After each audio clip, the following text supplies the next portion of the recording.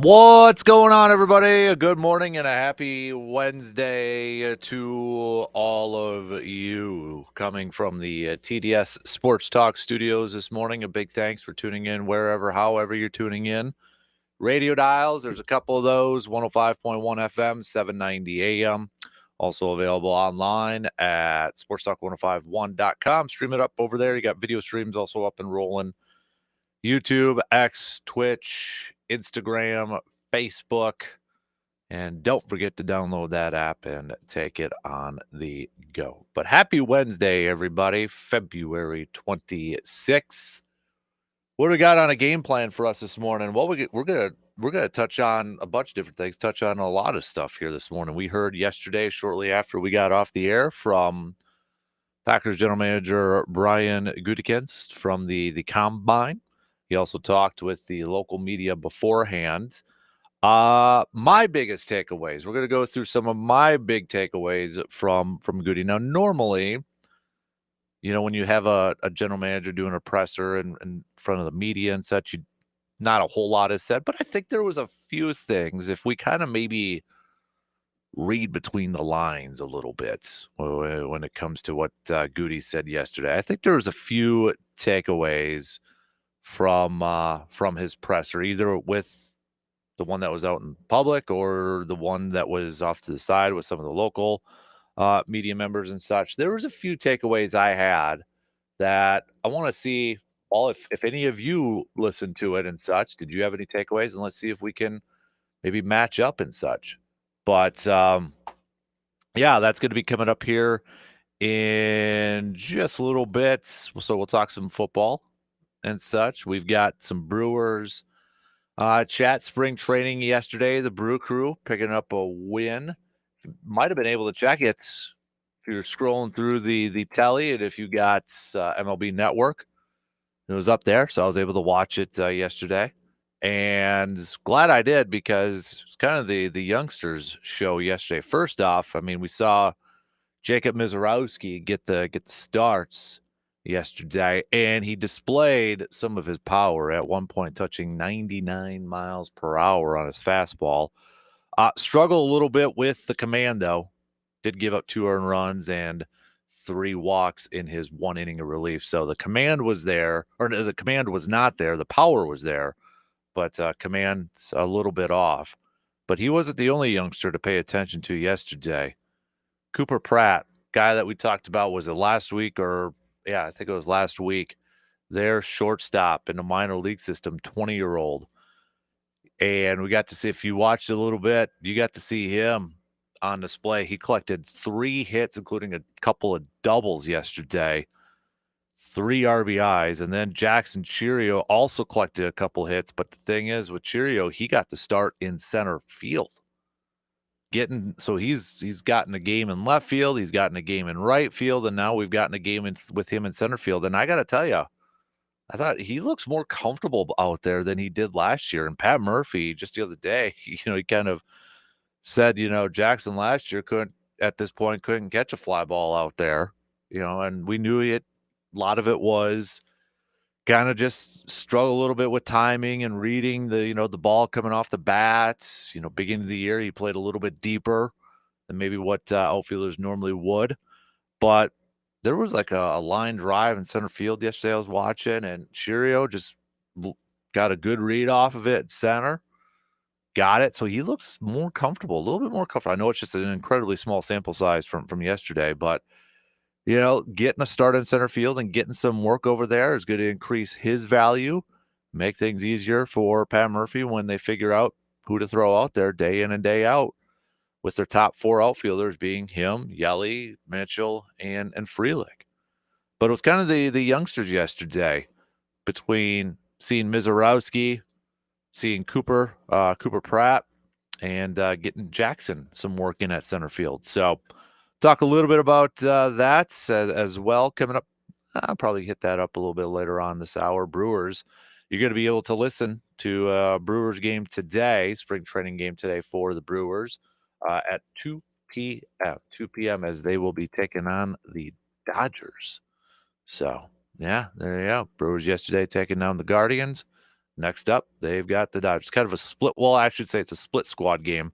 The one that you're going to be able to listen to, though, is going to be the Dodgers one because they've got the Diamondbacks as well. Actually, Corbin Burns is slated to get that start. Yamamoto getting a start for the Dodgers. So we'll talk some baseball and such. We've got hoops wise last night. Badgers picking up a win over Washington, 88-62. So a nice bounce back W for the Badgers, led by John Blackwell, who put up 24 points and 10 rebounds for the Badgers. Badgers shooting over 51% from the field. So Badgers improving to 22-6 overall, 12-5 in conference play. Badgers 1.5 games back from Michigan State for the top spot, and we know they've got Michigan State coming up this weekend. So we did have an injury. Max Klesmit did leave the game early with a lower leg injury. So it doesn't seem too serious. Something that he's been dealing with. Greg Gard said afterwards, once he came out, it was bothering him, so we just decided that it was going to be it. It's been getting better, but tonight, for some reason, he couldn't get loose early in the game. Just decided to not go any farther with it. So we'll see what his status is going to be for that game coming up this weekend, but definitely would like to see Max Klesmit in the lineup for that one if he's able to go. So Marquette also picking up a win last night, 82-52 over Providence. Marquette, nice bounce back win for them too. But we just got a couple games left here, a couple weeks left here of the regular season for both squads. Marquette still in third in the Big East standings, but they're three games back from top seeded St. John's. Creighton sitting there at second. And couldn't be a sweep though for hoops in the state of Wisconsin. The Bucks falling last night to the Houston Rockets, 100-97. Kind of a clunker of a fourth quarter for both teams. I mean, the Bucks only scored 12 dang points in the fourth quarter, but Houston edged them out, scoring 15 in the fourth quarter, and that was the difference, was 3 points. 3 points. But 100-97 victory for the Houston Rockets. Had Giannis playing 32 minutes. His minutes restrictions are up to about 32 minutes, Doc Rivers said before the game yesterday. He put up 27 points, 10 rebounds. Off night shooting for Dame, though. Dude was just, he was struggling. 7 of 22 overall from the field, 4 of 11 from three, 22 points overall. Not a ton of other, production. You had Brook with 12, and AJ Green came off the bench with 12, but Kyle Kuzma, just 9 points for him on just 4 of 10 of shooting. So, but Bucks will be back at it tomorrow as they take on the Denver Nuggets. So we'll talk some hoops. I know it was a busy night, crazy night too, for some prep playoff hockey. If you haven't heard or checked out maybe some of the highlights, like from our good friends over at WAU 13 News, on the girls' side, it took 5 overtimes, 5 OTs for the ECA Stars. But they defeated Western Wisconsin, Black River Falls, Hayward, Central Wisconsin, all moving on as well. And then on the boys' side, you had Eau Claire Memorial taking down Chippewa Falls in a thriller 2-1. The go-ahead goal, less than a minute left in the game. So we've got Memorial taking on Wausau West Friday night. That game sounds like it's going to be in Chippewa. Elsewhere, River Falls took down Rams. Somerset defeated Baldwin Woodville, and Hayward defeated Rice Lake. So we had some good local hockey action last night too. Some really good games last night. So shout out to all the teams that have advanced, and congrats to those whose seasons maybe just fell a little bit short. But man, we had some teams that were battling last night. I know we had some playoff basketball getting tipped off last night too. So busy there. Tonight we've got Blue Gold men's basketball back in action for the semis for the WIAC tournament. They're going to be on the road taking on lacrosse.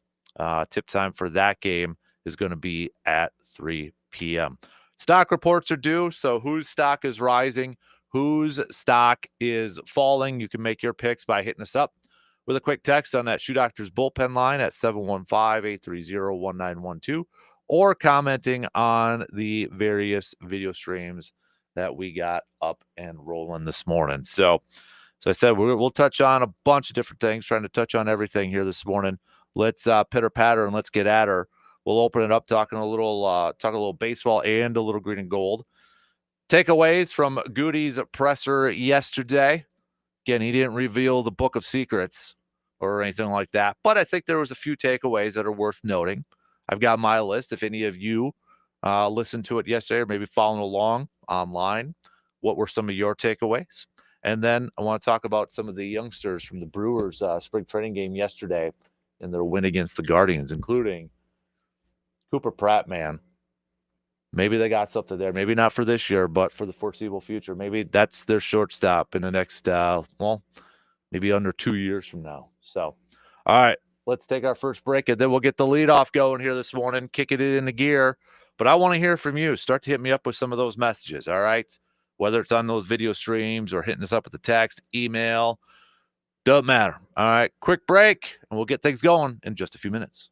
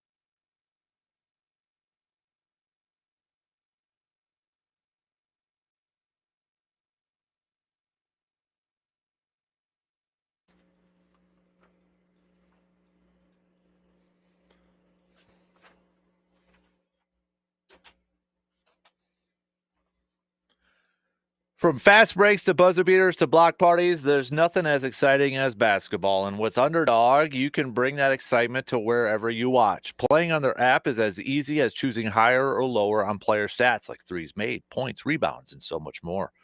Get those picks right, and you could win up to 1,000 times your money. Millions of fans have won over billions on Underdog. Will you be next? Join in on the fun by signing up for Underdog today using promo code Casper, and you'll get a free pick as part of your first cash entry, plus up to $1,000 in bonus cash when you deposit. Must be 18 plus, 19 plus in Alabama and Nebraska, 19 plus in Colorado for some games, 21 plus in Arizona and Massachusetts, and present in a state where Underdog Fantasy operates. Terms apply. Void in Colorado. Concerned with your play? Call 1-800-GAMBLER or visit ncpgambling.org. In Arizona, call 1-800-NEXT-STEP or text NEXT-STEP to 53342. In New York, call the 24/7 Hope line at 1-877-8-HOPE-NY or text HOPE-NY. The leadoff. Let's chat a little. We'll do a little football here to open up things on the leadoff this morning, because we heard from Packers general manager Brian Gutekunst yesterday with the NFL Combine week going on. He did his presser. Also before his presser, he chatted with the local media beforehand, and obviously didn't open up the book of secrets and his game plan for the offseason and such. But I thought there was a few takeaways that were pretty, I don't know if noteworthy might be a little dramatic, but I thought there was just at least a few things that stood out from his presser. And part of this is we got to read between the lines a little bit. What do you actually say? What do you actually mean with what you're saying with the typical general manager speak and such? So I've got my few. Let's see if any of ours match up here. But I think what the first thing that's on my list, is been talked about for Packers fans during the season, in the offseason. Goody's talked about it, LaFleur's talked about it, such, but he kind of reiterated the need for this Packers defense to get after the quarterback with 4, saying, quote, "We need to affect the quarterback with 4. How we do that remains to be seen. Excited about the guys in the room. We'll see if we add to it." Yeah, he's adding to it. If I'm going to read between the lines with that, and he talked about he talked a little bit more about the consistency, that the lack of consistency that they had with their pass rush last year. He's going to add to it. I would be shocked, and I'd be very disappointed if he didn't add to it this offseason. Now, I don't know if it's going to be early on in a draft or free agency, which I think a lot of Packers fans are kind of hoping for.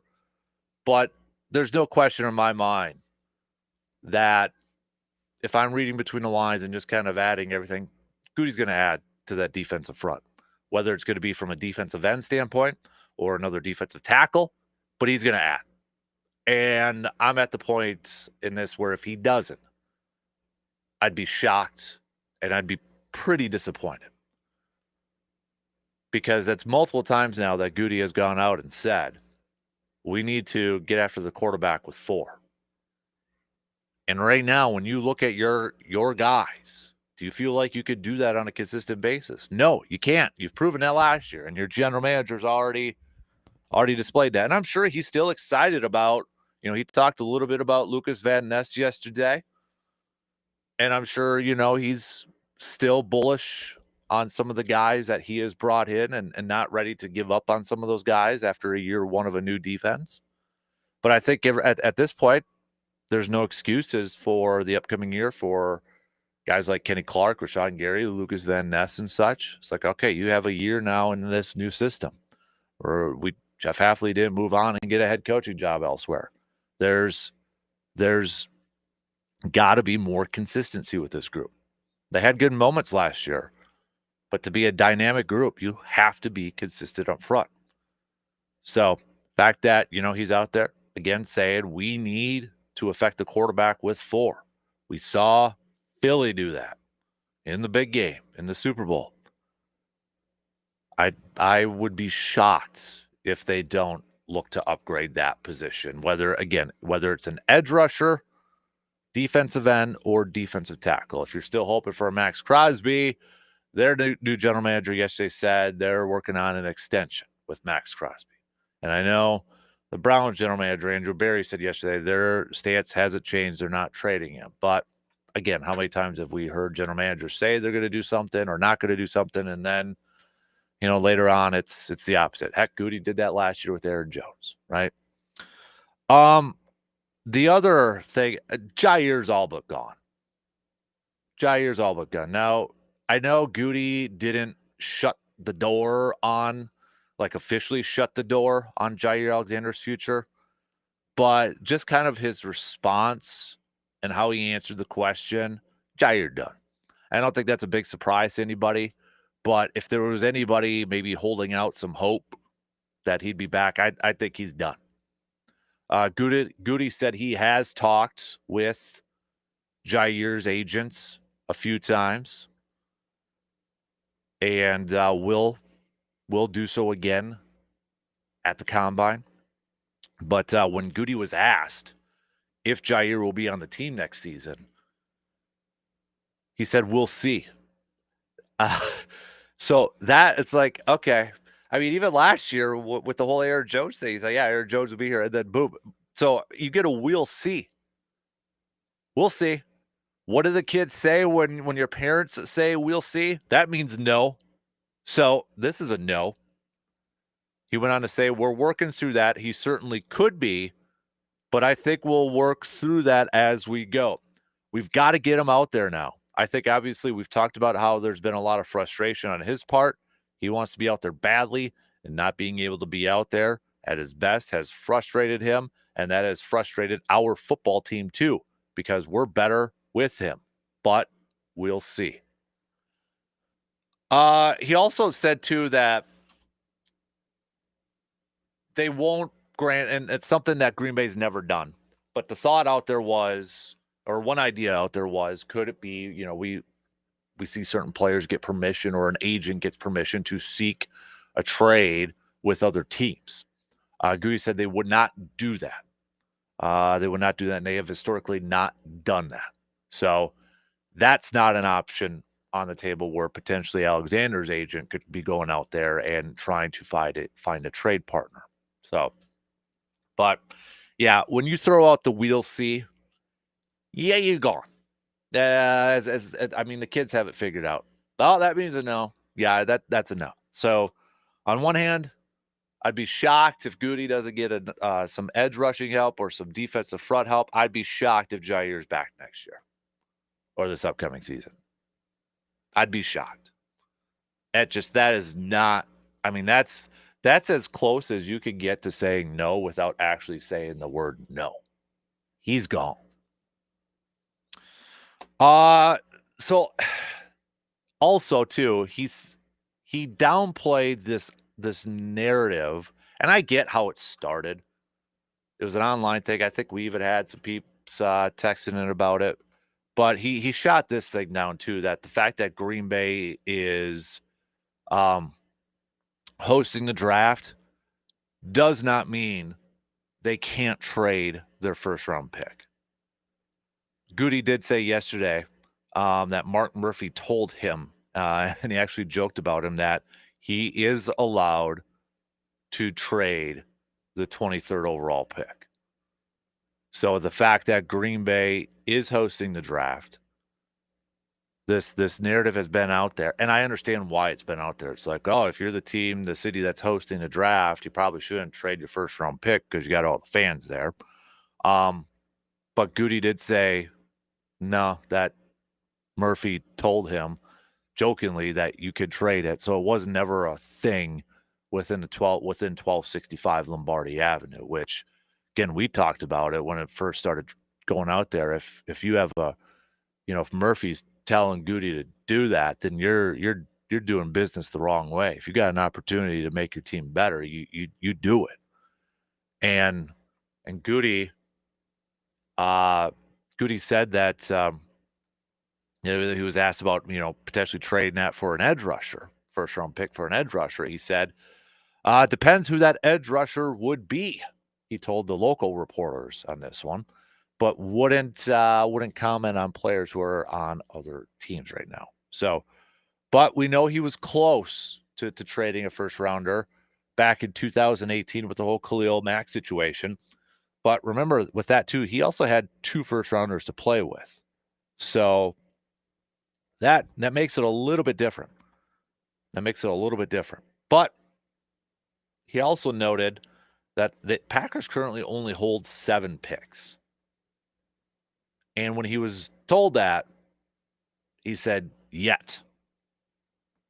So definitely expect the Packers to move around in the draft to accumulate more picks, whether that means trading down from their first rounder to acquire more picks, trading some of their other picks in day 2 and day 3 to move down to acquire more picks, trading a player, i.e. Jair maybe, to acquire a pick.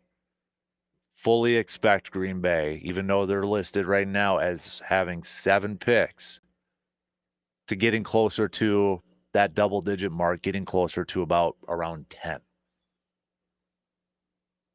The other thing that I think kind of jumped out to me, much to the angst of many Packers fans out there, Packers are really high on Quay Walker. I know Xavier McKinney has been incredibly high on Quay Walker. Was it Super Bowl week or during the postseason after the Packers were out? And he even said this during the season, some quotes surrounding Quay Walker. But Xavier McKinney, high praise with Quay Walker after the season, saying this kid could be the best linebacker in football. And we've heard about some, positive stuff about Quay Walker, but when it translates to actually on the field and on, during the games, it's that C word again. It's the consistency from Quay Walker. It's just been a head scratcher. Like, I think if you were to ask fans and people, I think a lot of us would agree, yeah, the guy's got a lot of athletic talent and a lot of traits there, but it hasn't been all together. It hasn't been put together. And it just hasn't consistently been there. We had a stretch of a couple games last year where it's like, okay, there we go. And I still feel like, if he's quote unquote thinking too much, get him out of that middle linebacker role. Get him out of the, get the green dot away. Less thinking. Let him just go out there and ball. But Goody yesterday kind of doubling down on this, the Packers love for Quay Walker. They or more appreciation for Quay Walker than what the fans have. And because Quay Walker's 5th-year option is going to be coming up. But Goody's saying they'd like to figure out an extension and keep him around long term. And I know that's the headline that a lot of fans are kind of like, oh my God, you're going to give him an extension for how long, and a big extension. But I think Goody's reasons for an extension are legit. Because as he said, that 5th-year option for his position for a linebacker, it's pretty darn high because it factors in the 3-4 outside linebacker edge rushers. So that number is pretty dang high. I mean, you're talking about, I think it's between $16-17 million that it would be a guaranteed salary for that 5th-year option for Quay Walker. That's a big chunk of change. And Goody said yesterday, there's so many edge guys that are a part of that, which drives up that number, which probably isn't great. But yeah, we'd like to find a way to keep Quay around here long term, whether that be an extension or something. Yeah, so if they picked up the 5th-year option, it would be a guaranteed salary of $16.4 million for Quay Walker's 5th-year option. Goody is throwing out the extension possibility instead of a 5th-year option because he's looking for a cheaper route, which I totally get and I understand it and I agree with it. Like, I'm not ready to fully give up on Quay Walker yet. I still feel like there's something there. And I want to see him with another year under Hafley's defense. The thing is, they got to decide to pick up that fifth-year option this year. So an extension might be more cost saving for Green Bay than picking up that fifth-year option and then being on the hook for $16.4 million guaranteed for one season. That's a decent chunk of change if for a guy that maybe you still have some questions about. So I want to see Quay Walker again under this style of defense, and the extension might be the best way to go upon it. Whereas, okay, you give him a new deal. The cap hit's going to be lower, but it might be easier to get out of too. So I don't have a problem with that. I know the headline is extension for Quay Walker. Goody wants an extension for Quay Walker, and fans are kind of like, why give an extension pay raise? It actually might be cheaper than a fifth-year option. And it might be easier to get out of too. I think they're going to try to be a little creative with this contract. But it's no question. I think the thought here is, or just reading between the lines, is the Packers are definitely higher on Quay Walker than I think a lot of fans are. His teammates are. I mean, I trust what Xavier McKinney says about a guy. Goody's high on him. Coaching staff's high on him. They see something. But I think it's clearly evident when we watch these games. It just hasn't fully translated to the field yet. And it hasn't been consistent on the field yet. And I know, it's like, okay, how many more opportunities does a guy get? And you're right. How many more opportunities does he get? But I would like to see him in this defense for another season to see if there is that growth, and paired up with Edgerrin Cooper more to see those two. Because if you get those two together, you've got some insane athleticism and some talent at that spot. And maybe they bring in another guy. But if it were me and my non-expert opinion, I'd like to see Quay Walker not play the middle linebacker role. If he is one of those guys that just maybe thinks too much instead of just goes out there and plays, take away the green dot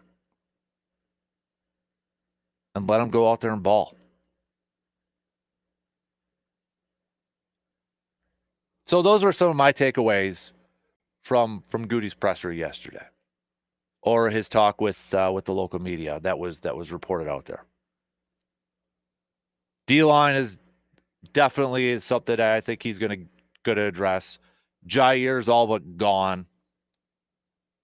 He'll trade the first round pick if he feels like it's good value there.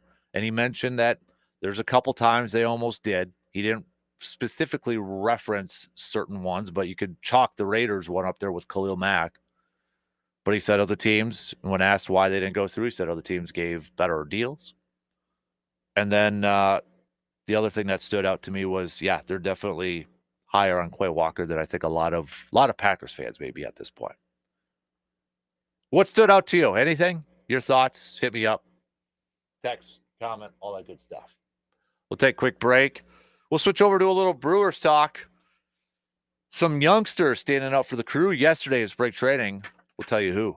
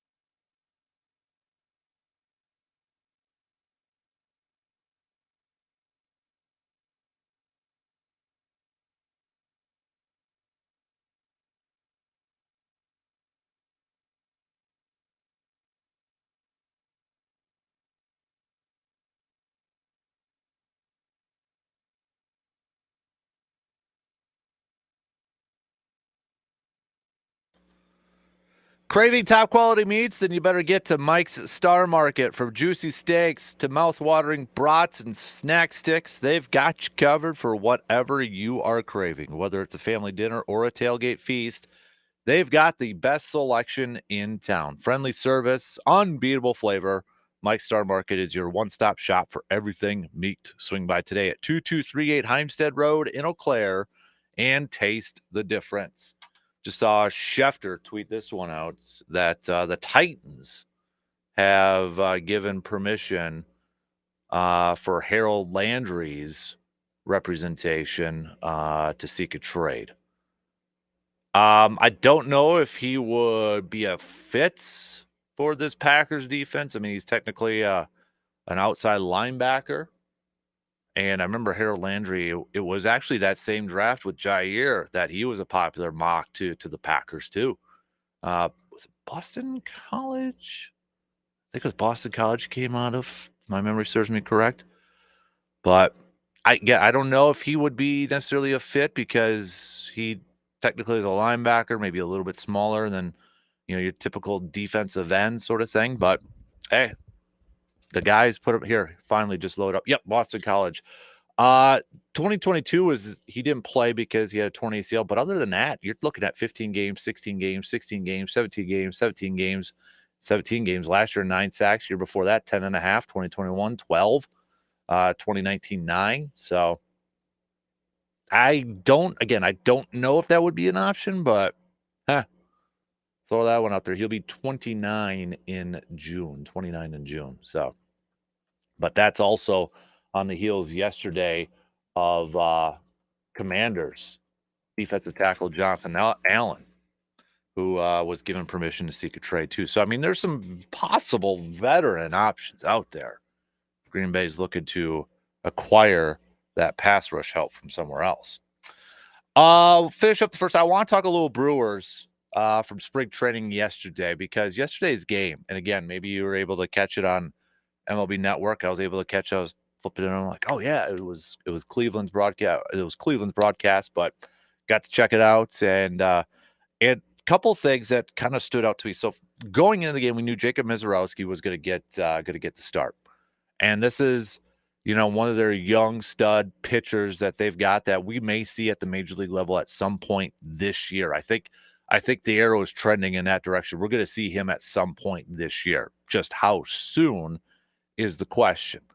So we got some work in yesterday. Maybe for a lot of people, it was their first glimpse of him. And he showed the power. I mean, at one point touched 99 miles per hour. Okay. So that's what he's got that, but he did struggle a little bit with his command and the location of his pitches yesterday, but definitely showed why, Brewers and a lot of other people across Major League Baseball are intrigued and kind of high on this kid because of the power that he brings. So got to get better at the command. And he talked a little bit about that after the game too, but it wasn't just him in terms of the youngsters. Cooper Pratt, a guy that we talked about, was it last week or maybe the week before? He's a shortstop in their system, and he's 20 years old. And I believe that might have been one of the Brewers writers. I don't know if it was Todd or Adam, but they talked about, hey, could Cooper Pratt be, the next 20-year-old to make that major league roster, kind of on the heels of like Jackson last year. And it does that really haven't heard that too much, but there's definitely excitement surrounding this kid. And if you were watching the game yesterday, you probably got a glimpse of why. I mean, Cooper Pratt looked pretty darn comfortable at the plate. Collected 3 total hits, couple of doubles. He's already got 3 in spring training right now. So, I mean, he looked pretty darn comfortable. He's hit I don't want to go through his numbers of spring training because it's so still early. But you look at what he was able to do at the plate and 3 RBIs. It's like, okay. Now maybe you got a quick glimpse, albeit a short one. It's a small sample size, but a quick glimpse of why the Brewers are high on this kid, Cooper Pratt. And, all the talk this offseason, spring training, who's going to play third? Is it going to be, Durbin? Are they going to move Ortiz? Or is Ortiz still going to play third? And maybe Terang plays short. It's the trickle-down effect, all that. And I gotta wonder, like, dang, if Cooper Pratt maybe was ready to go up. I mean, that's your natural progression is to put Cooper Pratt in the shortstop. I don't think it's going to be this year. I think it's still early, but it's definitely now. If he continues to put up some of these numbers and continues to impress in spring training with his ABs, with his at bats, and just continues to show how comfortable he is up there, you're going to start to hear his name more. So if you're a Brewers fan, keep that name in the back of your mind. Cooper Pratt, shortstop. Okay? Keep that in the back of your mind because it's not going to be this year. Could it be next year? Possibly. Does that affect the decision of who plays shortstop this year? I don't know if it necessarily does. I don't know if it necessarily affects like, okay, we don't want to, slide Terang or Ortiz to short for this year because we think Cooper's going to be able to do it or be our guy next year. I don't think it'll matter that much. But definitely keep an eye on or just remember that guy's name, okay? Just remember that guy's name. Last year, just for a little bit of a reference, I mean, he only played A ball, okay? And I know Jackson had like a date at AAA before he was up in the major league levels. But, you look at his numbers for 2024 at two divisions of A. He played A ball and then A plus ball. So, I mean, he's still pretty darn young in his career here. But with his A ball, he ended up finishing with 277 batting average, 362 on base percentage, a 406 slug, and OPS of a 768. And that was in 96 games. 73 of those were at Carolina, 23 of those over in Appleton. By the way, shout out to the Timber Rattlers. I don't know if you saw their other, do you call it identity? You see it in minor league baseball teams. They'll have a different team name. They did, the Utter Tuggers and such, but now they're going to be the Wisconsin Frozen Pizzas. And they got some new swag coming out. I love it. I love it. Got to get one. But Cooper Pratt had a good game yesterday. And remember that name. If you're just, maybe you haven't heard about him too much or don't know a lot, just remember that name because that could be your next shortstop in the near future. And then Jackson Chourio yesterday. And if you're looking at the box scores and such, you're like, oh, dude had a couple hits. All right. He's hitting 429 right now in spring trading, 929 OPS in spring trading. Guys doing well. That's great. But the thing I took away from Chourio yesterday was he got a start in center field. And now he's gotten a start in left field. He's gotten a start in right field. And he's gotten a start in center field. Pat Murphy just the other day, made the comment like, last year, dude couldn't catch a ball because it was, and we saw it last year. He was still little. Yeah, this was the quote from Pat Murphy yesterday. We couldn't put him in center field last year because he couldn't catch a fly ball. So we decided that he's taken that step forward. This year, we'll let him play center. How much more? We'll see. But watching him, and there was a particular one, it was kind of like a line drive shot to center field. He looks pretty natural going over there, gliding over to right side and catching it. He, again, small sample size, an incredibly small sample size, so I don't want to get too high, but he looked comfortable. He looks more comfortable in the outfield than what he did, especially at the first half of last year, where he was playing so deep in the outfield, and it was a talking point a lot. He was playing so deep because, taking that first step backwards. And there was times too, right, in the early portions of the season last year where because he was playing so deep, balls were dropping in front of him. Sometimes we saw maybe, there was one game where Freddie was a little frustrated because it felt like maybe he could get that ball, but kind of pulled up a little bit. But if Jackson Chourio is going to be playing, or he's more comfortable playing in the outfield and more comfortable playing all spots in the outfield, that's just another step in his growth to being one of the better younger players in this game. I know we're going to pay attention a lot to what he does with his bat and the numbers that he puts up offensively. But if this is a guy now that you could say, hey, he could play all three outfield spots and he could play it well. I don't know if we want to, put a level of a Gold Glove at him right now defensively, but if he could go out there and play those spots well, that's a huge boost for this team because it gives you the added flexibility of, okay, We want to put Yelich in left field today, but we want to keep Frelick in right. Maybe we'll give Garrett Mitchell the off day. Jackson could go play center. We know Frelick could go play center.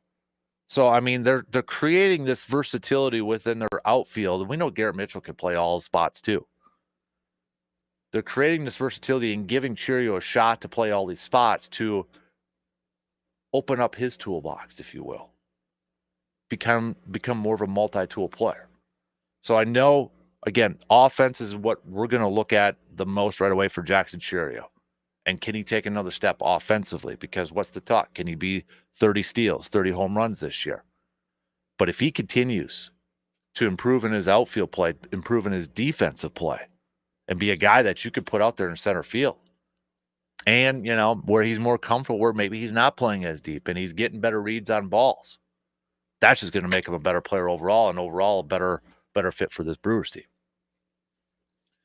All right, we'll finish up second hour. Good morning, Morgs. Hey, do you remember your dreams, like generally speaking, when you wake up, or are you like a guy that can't conjure up your dreams from the night before? I can't. I know I had a dream, but then I can't remember what it's about. And you more like, it was a feeling, like I had a weird dream, but I don't remember the details. I just know it was weird, that kind of thing. Yeah, or I remember like a small part of it, and then I can't remember the whole thing. What about Hudson? Does he tell you his dreams? Does he wake up and ever say, hey?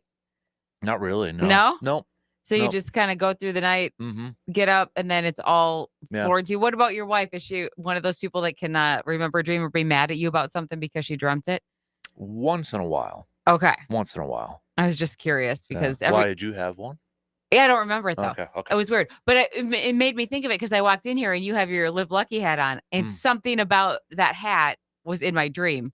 Really? And I remember that. I'm like, because it's a golf thing, which you told me about, and I didn't know that. It's more apparel. Yeah. What sport do you think has the best apparel? Now you're talking about like new team names and the pizzas and that kind of thing. Oh, it's got to be minor league baseball. Yeah. Yeah. What team do you think, what sport overall then professionally do you like your apparel the most for? Packers stuff doesn't count because that's heart and I gotta emotion. say, hats wise is probably baseball. Okay. If I were to like separate it.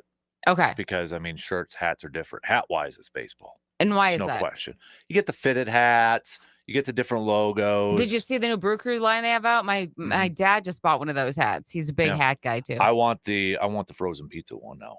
Oh yeah. Where is that out of? I didn't hear that. It's the Timber Rattlers. Oh, okay. In Appleton. Yeah, but your Yeti's got the boot. I know. I thought that was a go, and I thought you were going to be the person that was going to be basically the team mascot. Yeah, it's because of this. Yeah, it's because of the brand stuff, which is kind of stinky. I feel like they should collab at the very least because there's a big opportunity collection or correlation there. And wouldn't it make everybody better? Yes. It's like, why can't we just come together and make this thing work between us? Yeah. They could just go full on, double down, have all their coolers and everything be Yeti coolers. Like, I don't really see who loses in that deal. I mean, you could. There's other names for the Yeti too. Sasquatch, Bigfoot. The Russian name is Menk. Oh, see, there are many options. They could make it happen. Yeah. And they didn't. They didn't do it. What about jerseys? Where do you fall in professional sports? Who has the best jerseys? Are you basketball? Are you football? Probably gotta go basketball. Over football? Yeah. Why? Because you like to show off the guns? Football, I mean, no, it's football is pretty generic if you think about it, right? I mean, a Green Bay Packer jersey is green with yellow and white pinstripes. Whereas if I'm thinking basketball, I'm thinking back to the good old 90s where you got the Orlando Magic and the Charlotte Hornets, those designs. Okay. So more about the actual artwork and that kind of thing. Yes. Who do you think is the current most boring uniform in, let's go football, NFL, most boring uniform right now? Like, so yawners, even if you're Browns. A fan. Really? White and orange or white, yeah. But it's almost like it stands out because of that. Yeah. I like the simplicity of the Browns uniform. Yeah. I mean, I'd probably go with that one. Best color scheme though, green and gold not in the mix. Oh. Got to take the Packers out. I like the Saints color scheme, the gold and black. No, they annoy me. Why? Because their golds are not the same. Their pants and their helmet are different shades of gold. Look at it. It'll bug you. Oh, wow. From the sidelines to the runways, you have opinions. It's so glaring. Okay, then who's the best? No Packers. You can't put the Packers in. Who's the best uniforms right now in the NFL? I like Denver throwbacks. It always has to be a caveat with you.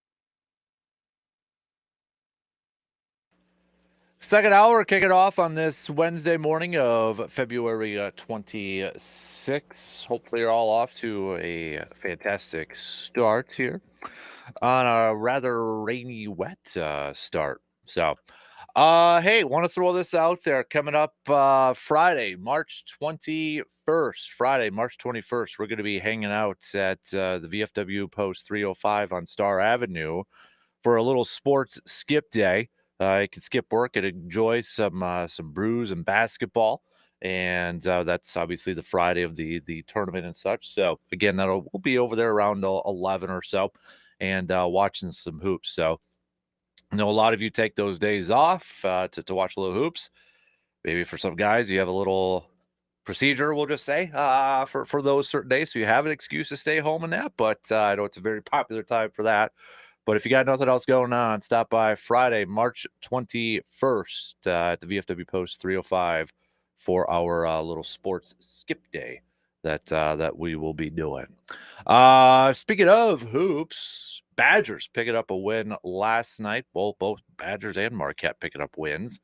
Marquette picking up an 82-52 win over Providence. Wisconsin picking up an 88-62 win over Washington. It was John Blackwell's night for the Badgers as he led the team in scoring with 24 points, also 10 rebounds, so a double-double for him. Badgers now just 1.5 games back from Michigan State and Michigan for the top spot in the Big Ten Conference standings. And now we do have Wisconsin taking on Michigan State on the road coming up this Sunday. Tip time for that game will be at 12:30. Just 3 more games left to go for Wisconsin. So if they want to still try to win the regular season Big Ten championship, obviously this is probably a must-win game for them coming up. Then they finish up at Minnesota and Penn State. Wisconsin, though, so far this year, we've talked a lot about their offense and some of the numbers that they've been averaging. You're talking about highs, career highs, season highs since the 70s and such. But Wisconsin last night, by scoring more than 80 points, Wisconsin's offense has eclipsed 80 points 16 times this season. This is according to Dylan Groff, the most in program history. So Badgers definitely can't say the Badgers are not an offensive team this year. Marquette, as we mentioned, they picked up that W against Providence. They're still sitting third in the Big East Conference standings, 3 games back from St. John's, who's in full control of that conference. Creighton's there, half game ahead of Marquette. Creighton 2.5 back from St. John's. Marquette's only got 3 more games left to go too. They're going to be at Georgetown coming up on Saturday, then at UConn next week, and then finishing up later on next week with a home game against St. John's. So the college basketball season starting to wrap up here. Then we got, Selection Sunday, I believe, is 2 weeks from this Sunday. And don't forget, you can pre-sign up right now for our bracket challenge just by visiting sportstalk1051.com and clicking on the Fan Cave tab. So, good morning, Lucas. I got to turn on your mic there because you're sitting at 3. Okay. Hi. There you go. There we go. How's it going? Pretty good. How are you, B? I'm okay. That's good. I'm okay. So, is it starting to feel like college hoops season Yes. to you a little bit? It's Your Gophers going to make a change. I saw the other day that they had some coaching candidates possible. I was reading an article about that. Yeah, there was that ESPN Plus one that talked about who could be on the hot seat. The thinking is, and of course they lost last night to Northwestern. It's like a mid, like one of those, like, okay, they're about even. How do you do? No, you didn't win. And so they've been slipping a little more lately. They got better. Now they're going back the other way. But the ESPN Plus article yesterday that went through a whole bunch of coaches and who's likely to said probably at this point, Ben Johnson stays. The big thing is they're going to need NIL money, and I think that's really hurt them more than Johnson. Like the U of M doesn't really seem to spend a lot on NIL. I'm not really sure why. Apparently they think the heritage of the program is enough to keep people wearing the maroon and gold. No. So they've got to spend more money, both football and men's college basketball. And I suspect that I don't know where they're going to get the money from. And I just say, I don't know. Like, they'll find ways. There's plenty of money in the Twin Cities to go around. I don't know why they're struggling. That's the bigger thing. If you can buy some players and prevent what happened last season when you had folks like, yeah, I'm coming back, change their mind later on, gut the team. I mean, you talk about the Badgers overperforming. That's really overperforming expectations, what Wisconsin's done this year. Minnesota also, to a lesser degree, has overperformed what we thought they were going to do.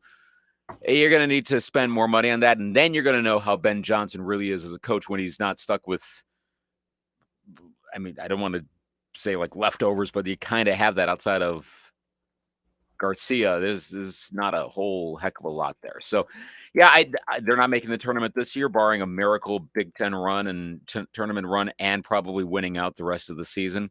But I think Ben Johnson stays. But he's probably got one season with a lot of NIL recruits to prove it. Mm-hmm. I mean, you look at the recent history of some of your coaches here. Not great. It's not great. I mean, maybe puts in perspective too for Badger fans when it comes to their gripes against Greg Gard. You'd take Greg Gard in a heartbeat, wouldn't you? Mm-hmm. For the Gophers. I mean, he recruits Wisconsin or Minnesota pretty well, so I mean that might be a good fit. But that is the big. Honestly, that might be the biggest outside of the NIL thing, which should be fixable. Like, okay, let's get more money. It's there. The whole Wisconsin pulling talent from Minnesota thing, like that is a recruiting basin for the University of Wisconsin. It's for the border battle. That is low-key embarrassing. I'm surprised it doesn't come up more than it doesn't. It comes up plenty, but my gosh, I have not looked at the hometowns of the Badger roster lately. How many right now are Minnesotans? There's a few. Let me bring it up here. Yep. Not surprised. I mean, yeah. Okay. Let me bring up I was looking at, I mean, you look at the overall list of Gopher coaches too. I mean, they got over 500 winning percentages, but when it's basketball, that's not necessarily always. It's like average. I mean, the Munson era cleaned up the Clem Haskins era. We're going back a ways now. A lot of vacated wins during that one. Yeah. The whole Big Ten tournament that you never, or Big Ten championship that you never saw. Yeah. But, I mean, that was a scandal. It was legit. Mm-hmm. The Tubby era, which was okay, but was that more of a name thing? Yeah. I mean, I remember when he was hired, I was like, oh my gosh, wow, the Gophers are going to be. And I mean, they kind of held their own, but it wasn't what you would have thought given the name. And then it turned out, I think it was past his excellence. Maybe it was a Kentucky thing. Yeah. He was good there, but that was about it. The Pitino era, again, I might have been a stop too soon. Maybe, yeah. They hired for Pitino. They went in the other direction, went too early, and now Johnson. I mean, he's an alum. He played on the team. I remember when he played for the team. So that having a Minnesota guy, you'd think would help with recruiting, but they can't keep all their players there. And again, the university is struggling with NIL. I keep coming back to that, but that's been a thing there, both with the football and men's basketball programs. I'm repeating myself because, like, how can you have a university in one of the largest markets of any major university in the country? Think about it. Most of them are well isolated. You're surrounded by a lot of money. Now, yes, I know there's a lot of dollars that go to a whole lot of other reasons by different corporations and people that work at those corporations, but man, you'd think you'd be able to find that, and I don't know what it is. So you gotta give the coaches the opportunity, but they haven't whiffed, but they're closer to the Mendoza line than you would like to, again, cross over sports metaphors. Looks like a quick glance, 5 of the Badger players are from Minnesota. Jeez. So. And I don't expect Minnesota to put up a wall, not allow any in. And there are probably plenty of people that grow up playing in Minnesota that aren't necessarily like, I love this state. I mean, maybe they're a fan of Duke and their parents are from Ohio State, and then you get recruited by Wisconsin, whatever, you don't care. But come on, not 5. You should be able to keep at least 3 of them in a given year from going to your arch rival. That's embarrassing, and that has to stop. Yeah, I was reading, I think it was yesterday, some of the coaching candidates, and one of them was John Tower, St. Thomas head coach. And they've had a good year. I mean, they did crack at one point this year the mid-major top 25, and St. Thomas was in there. But remember, St. Thomas can't be eligible for NCAA till 2026, 2027 season. So, right. But the Tommies are getting, they're going to make the NCAA tournament, and I'm not even talking expansion. The Tommies are going to make the tournament relatively soon. I don't know if it'll be their first year, but just given their overall performance, I mean, part of that's also the school, and they spend money. They have a heck of an athletic program. What was it? I think there was a question of should St. Thomas and the U of M play basketball against each other, and I think the thought is the Gophers are the ones that have more to lose, so they don't want to do it. Wasn't that kind of, that almost gave me, remember Wichita State? Who was it? Was it Kansas never wanted to play Wichita State or something like that? Remember I never heard that, but that doesn't surprise me because that sounds like a pretty good analogy. And of course, Wichita State was at its peak, and I thought that was the talk. Like Kansas didn't want to schedule, because they never played against each other in the regular season. And the talk was that Kansas never wanted to because, let's face it, they were afraid. They didn't want to lose to the little brother. And Kansas has the tendency to have those embarrassing losses here and there over their very successful program, but I think they knew what they were potentially up against. So yeah, in a lower stakes fashion, it's the same thing with Minnesota and St. Thomas. And so, yeah, that would probably be a good get, but there have been others, like I said, look like Patino might be a good get. Looked like Tubby Smith was going to be a good get. I don't know. It might be their decision-making up on top, and that would be more systemic, but we'll see. Money could change a whole lot, too. Right. All right. So, let's take a quick break here. We'll have more. We got plenty more baseball talk to get to. We've got stock reports coming up as well. Send us your stock risers, your stock fallers.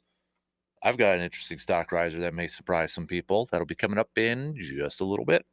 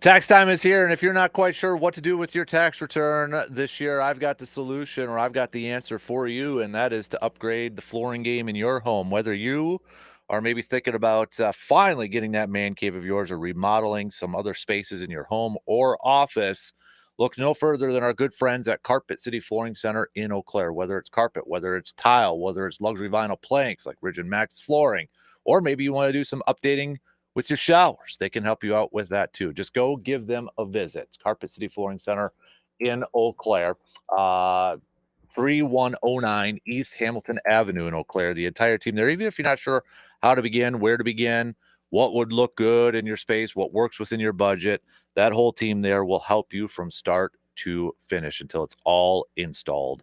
And you will be amazed how a new floor in your space could really spruce up your home. Or again, maybe it's your office. Maybe you're a business owner or an employer and you got to do some updating around the office. They can help you out over there too. So give them a visit, 3109 East Hamilton Avenue in Eau Claire.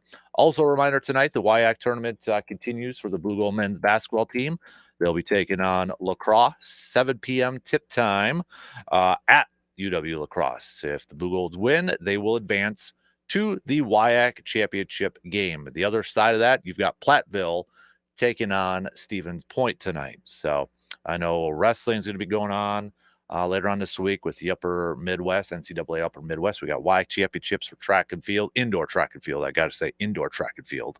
Although with the weather right now, it might feel like they could get outside here pretty soon here. It's fall spring though, right? Weather, Luke? False. There's got to be more. I mean, it's not quite like before Indian summer or something like that. But yeah, this morning felt weird. Like it felt kind of later springish with the kind of the rain, maybe not smell, but it's that rain vibe. Like, yep. Okay.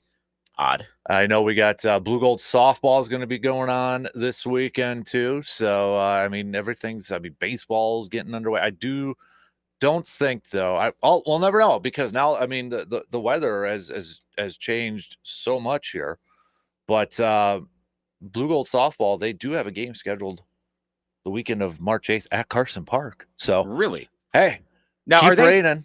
Are they having games inside Sonnentag? I know they have the ability to, but are they planning to do that? Not on the schedule. Softball did this past weekend. That's what I meant. Softball. Softball, yeah.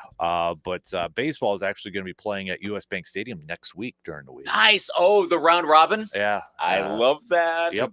Games like super late at night and super early in the morning. They're going up against looks like Bethel. All right, yeah, 10:30 a.m. on the 4th, and then 1:30. It's a doubleheader against Bethel, and then they're going up against Carleton College at Carson Park on the 8th. So maybe with all the rain and some of that weather, they'll be able to actually get that game in. A couple weeks ago, it didn't look like it, but yeah, probably never not. know. Also, one quick side note before Joe starts talking here, speaking of like college and tournaments and such. So my alma maters played their last game in their arena as it's been. Luther's had what's called the Region Center since like 1961. So think of it kind of like Zorn Arena, and it's been expanded and modified over time. So they don't have to tear it down, but they're doing a major reconfiguration of the basketball area. Going to turn everything 90 degrees, redo the seating, all of it. It hasn't been redone since like 1961, and the last game was last night on the American Rivers Conference tournament. Luther won. Now they go on the road going forward. So, which given that that's how I got my start in sports radio, was calling games there. That's going to look a lot different, but it should be a kind of, I guess you could say, for Eau Claire people, Sonnentagging it down there, and it'll be a lot nicer down in Decorah. Hi, Joe. You know what? I did not know you were a grad of the American Rivers Conference. Well, and I was in a roundabout way because it was the IAC back in the day.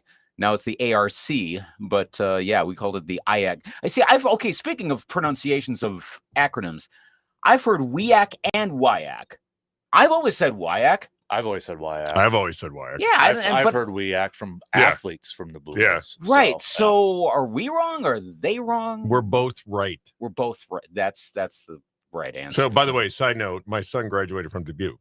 Oh, really? Yeah. So fellow he- IAC / ARC. yeah, he played football down there. Very nice. Captain, how are we? I am well. That's a lot of drinks in that bag. Well, I'm taking care of the general manager today. okay. I've got some Diet Mountain Dews That's in a there. lot of bottles of. I've got some water. I've got some cheese. Can't do that in front of me, man. I'm trying to get in good with the GM. Yeah. See, I've lost 40 pounds. Why? How? What? Is this like a focus thing? You want to? Okay. Yeah. All right. Can you like the? Yeah. But you look pounds. good. Yeah. You always look good though, Captain. Yeah. Lost a little chubbiness in the cheeks. Well, My baby fat's going away now. How old are you, Captain? 38. I'll be 39 in July. All right. So 2 more years, you hit 40. Stop. It's all down. It's all downhill after that. Here's the thing, though. 2 more years, I hit 60. What? About, yeah. I'm 57 I'm and a half going to take the right high now. road on that. I won't say anything like you did. So,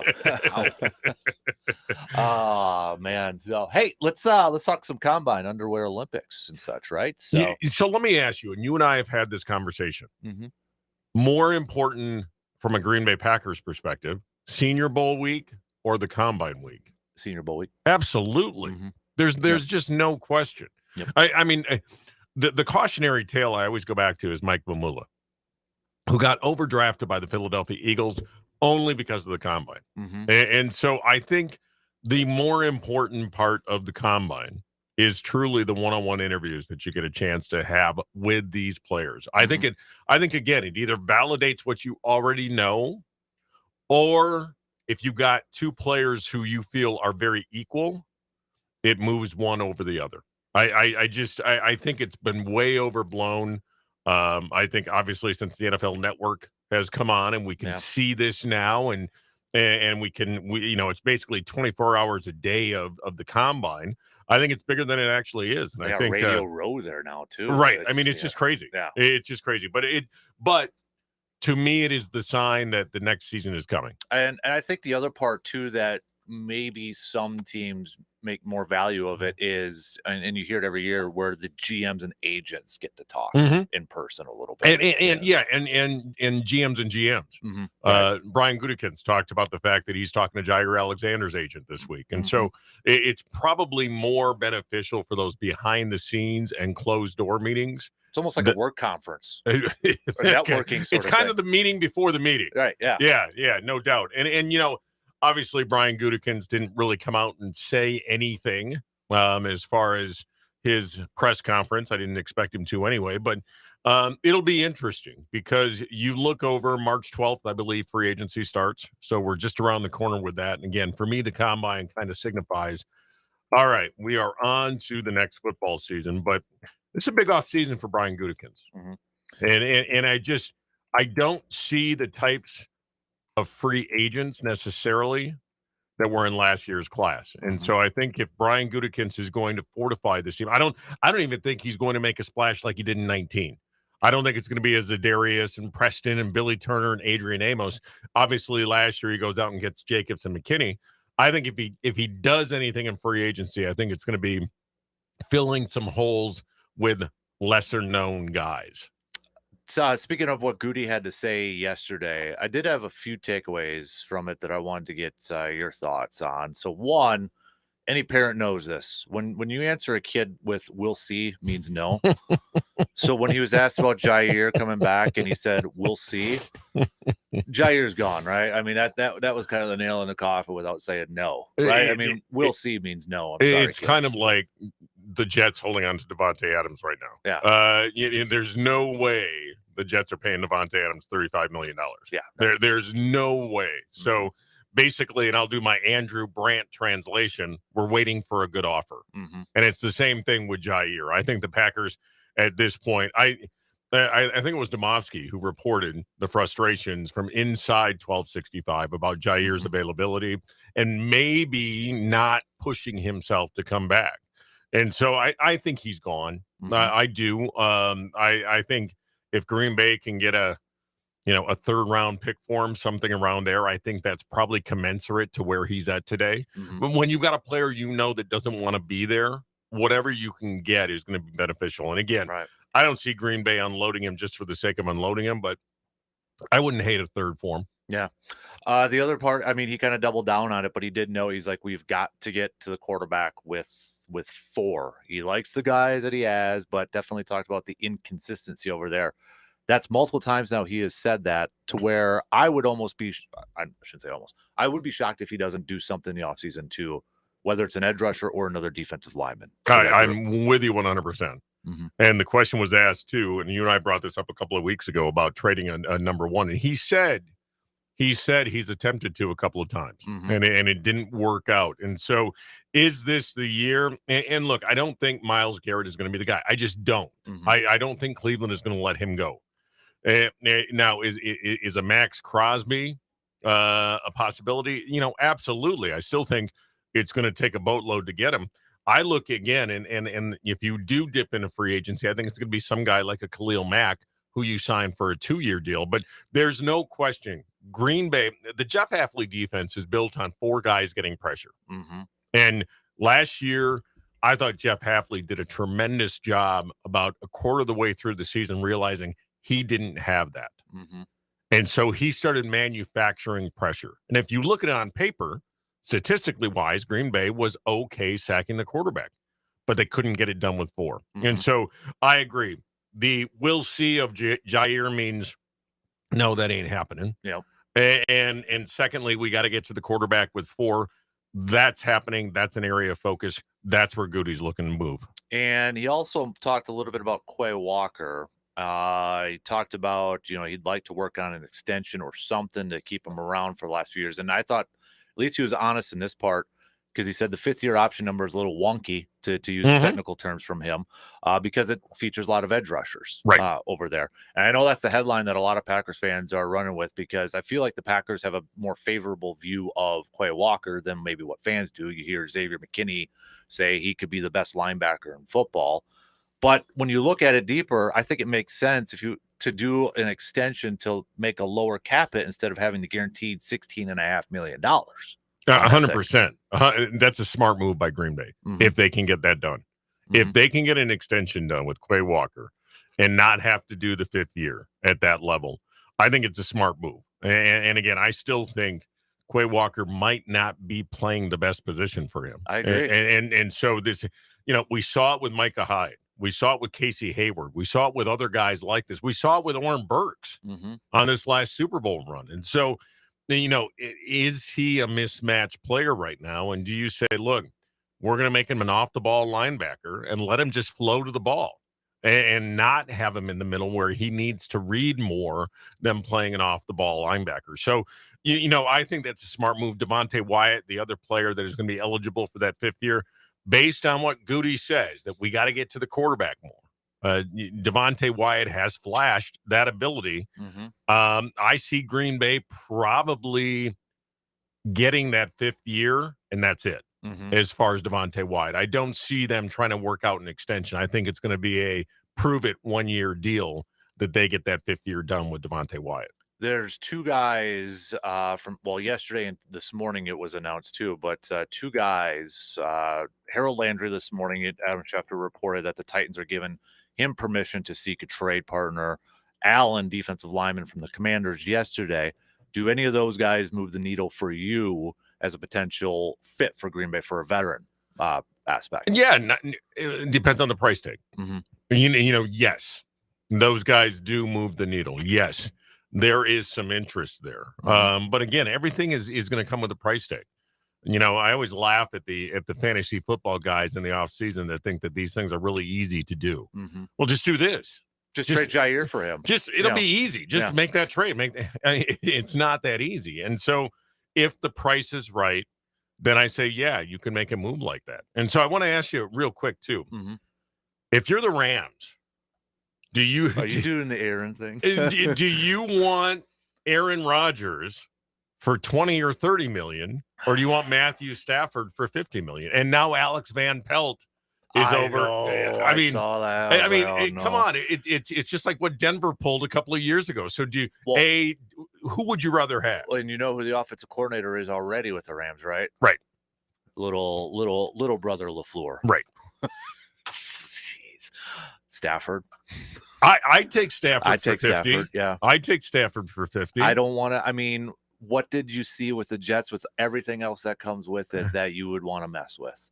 And I love the narrative too. Is like, oh, he'll bring Devontae with. That didn't work with the Jets. I was going to say that didn't work with Green Bay. Yeah. They never won a Super Bowl together. Right. And so you would take Stafford over Rodgers for the $20 million more? Yep. Okay. I would. Would you? Yes. Yeah. Yeah. Yeah. Aaron, it is time to ride off into the sunset. I couldn't, like, I'm like, oh, of course he would. Why wouldn't he? You know, that the story of the news, like he prefers going to the Rams. Well, no blank. I mean, for crying out loud, if his options are the Rams or the Titans, well, no kidding, he'd rather go there. I'd also rather be 6'4" than my 5'10" right now, but I don't think that's going to happen. Right. Yeah. It's just like, okay, no. I mean, I'd also rather be 25 years old rather than 57. Yeah. Right. So there we go. So it just stop. Yeah. I just go, you know what?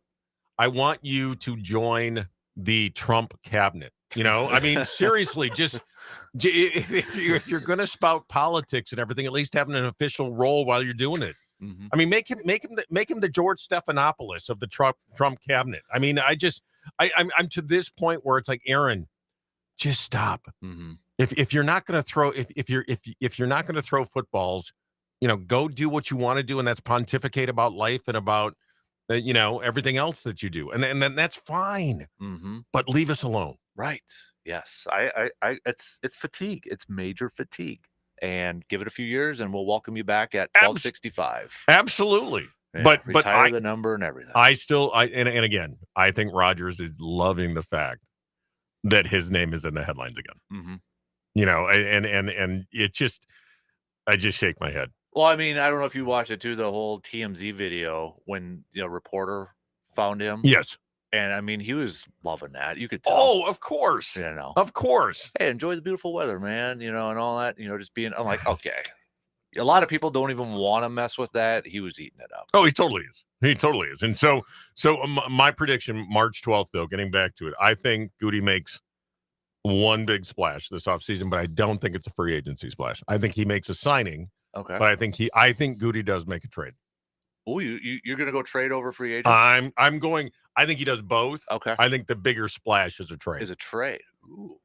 That's my prediction. Do you have a feeling, gut towards what position? You know what? I think it's probably going to be that receiver position. Okay. I don't think T. Higgins at $30 million a year. Yeah. Is worth it. And I think that again, haven't they already talked about maybe franchising him again, or Okay. Transition tag, or whatever. So I don't think that receiver. I think that receiver is going to come via trade. What about Godwin coming off ACL? I don't hate it. Mm-hmm. I don't hate it. He's 28, if I'm not mistaken, so he's still at that heading into some good peak years that he's got coming in front of him. I wouldn't hate that move. Again, it all depends on the numbers. It all depends on, what you have to do to get him, all of those factors. For the right amount of money, I think that's a good move for Green Bay. Mm-hmm. Again, I still say that I wouldn't hate it at all if he said, we're going to trade some mid-round picks for Devontae and then go sign Khalil Mack for 2 years. I wouldn't hate that at all, and then draft reinforcements. Mm-hmm. I still say that's move, but I think the bigger splash he makes this offseason is a trade. Interesting. We'll put it up on the marker board. I think it's that wide. The other receiver who I wouldn't hate is DK. DK is the one that's got me like all it. You'd have to get a new contract for him, but he's still in his 20s. Yeah. And Seattle is bloated with salary cap problems. And they already got Jackson Smith and the Jigba and Tyler Lockett over there. Yeah, there's enough. Again, going back to the rookie GM in the movie Draft Day. Mm-hmm. Yeah. What's his name again? Jacksonville's GM. Oh, Jeff. Yeah. Yeah, it is Jeff. All right. Let's have Goody call Jeff. Or was Jeff the Seattle? Yeah, Seattle one. Okay. Is he Seattle or is he Jacksonville? I don't know which one's I know the Seattle one's the pancake eating. MFer. Yeah, exactly. What I'm saying is I think it's time to go call Seattle. Yep. And make that move. And DK would be the one if it's not Devontae. DK is actually, and Godwin I wouldn't hate either, but DK would be my second choice. DK would be awesome. It would be fantastic. So that's my prediction. What is it? It February is Jeff 26th? for Jacksonville. It is Jeff. Jeff Carson. Jeff Carson. You know? Come on, Jeff. You want to make some magic? Somebody's going to look like a donkey, Jeff, from this draft. I love that movie. I do too. It's a cult classic. Now. It is. You know what? We had a coaches weekend a couple of weeks ago serious coaches weekend to talk about the upcoming season.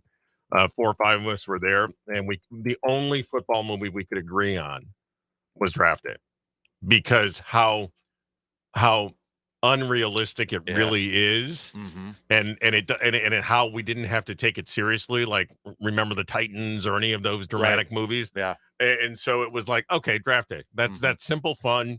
You know, my favorite part of that movie is let's call the Wisconsin football coach. That's that he should have got an Oscar. When you have Sam Elliott as the Badger football coach. Taking a call during practice. Right, yeah. And it's beautiful in Madison in April. Yeah. Everything's in full bloom and green and everything. Yeah. Shorts, T-shirts. Come on.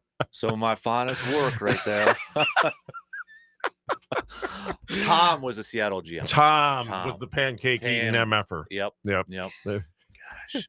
I'm gonna have to go home and watch it now, so. You know what?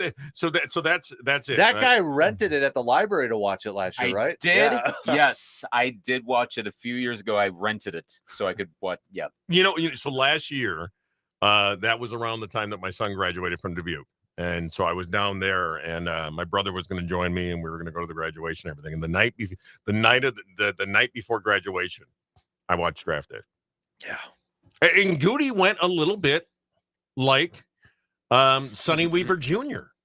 Because in the presser he said it doesn't matter that we're hosting the draft. I'm going to do what's best for the Green Bay Packers. That's true. I'm going to do what's best for the team. I'm going to do what's best for the team. Mm-hmm. So there you go, man. And who was the name on the sticky note? Last name? Mac. Bingo.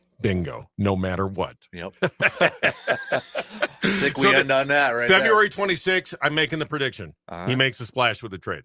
There you go. All right, dude. Appreciate it. Always love it. You. Sorry I was late. No, you're good, man. You're good. Go hand off those Diet Mountain Dews now. So we'll take a quick break. We'll finish up the second hour. A few of you sent in some stock reports, so we'll get to those as well. We'll be back after these words.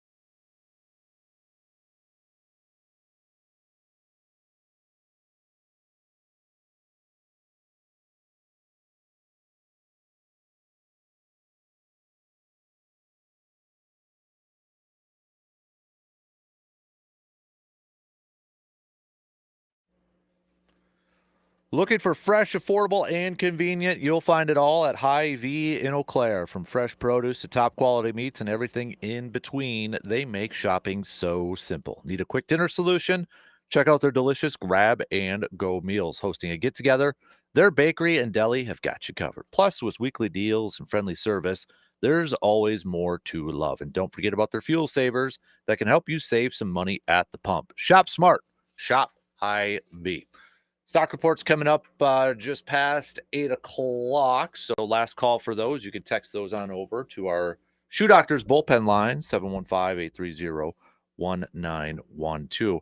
Later on today at 2 o'clock, you'll be able to tune in to listen to a little Brewers baseball spring training action. They've got 2 games today, but the one that'll be on the radio dials will be the one where they're playing the Dodgers. Their other game is the Diamondbacks, where Corbin Burns is actually slated to get the start for the Diamondbacks in that one. But it'll be the second spring training game that'll be on the radio. So again, 2 o'clock, first pitch around 2:10. Yesterday, if you had MLB Network, you'd have been able to watch the game through the Cleveland telecast yesterday. So they were miking up Quan during our spring training game and such too. I mean, didn't know they pulled out all the bells and whistles for that. So little business of sports to wrap up this one. But you've talked about it. Was it last week it finally became official that MLB opted out of their contract with the mothership to air games? Do you think it's all going to go to MLB Network? Is there going to be another network? How do you see this thing playing out? That's a tough one. I'm also not entirely convinced that it's going to be done for ESPN either. I saw, I can't remember where the story was, and I'm trying to find it, and I can't find it, that maybe there could be some more negotiating on this. I was trying to think of another network, and I just don't know. Well, like, the first thing would be, think of who doesn't have it right now. So obviously you're not talking Fox, clearly. NBC is a possibility. So like a Sunday night baseball sort of thing with Sunday night football? That would be an interesting branding thing, given that was like the plan with the NBA, to take the model of Sunday night football and have a similar thing for basketball. Could they do a similar thing for baseball? I mean, I know baseball is more regional, so you'd be like, well, ratings are terrible but in the summer, does it really matter that much? I don't know. And you have the Peacock extension to that. There's a history, obviously a long history. Those of us that are old enough remember baseball on NBC. You're too young to remember, I think, because you were 3 the last season of NBC baseball. But that, my formative years in the mid 80s were. So I thought they were on the World Series with Cleveland and Marlins. They did. What happened was, so NBC had it for decades. Like when NBC lost baseball after the 89 season, that was like, it was akin to like CBS losing football in 94. It was a big deal. And I was just old enough to be like, oh man, because again, my first years were watching Vin Scully and Joe Garagiola and Tony Kubek and Bob Costas calling games. They then got it back, kind of. So there's a bit of a history lesson here. Remember the Baseball Network, 94, 95? Yep. So, and if anyone doesn't, ABC, NBC teamed up for this like broadcasting conglomeration thing for like those 2 seasons. We only saw like 1 year's worth of that in the playoffs. They had games on at the same time, which was a bad idea. But then they went to the alternating thing, and that's what you're remembering. Fox had one package. Okay. NBC had a playoff package, and they alternated World Series. Because I think it was Euchre and Costas on the call for that one. Yeah, because 97 they added. I think they added in 99.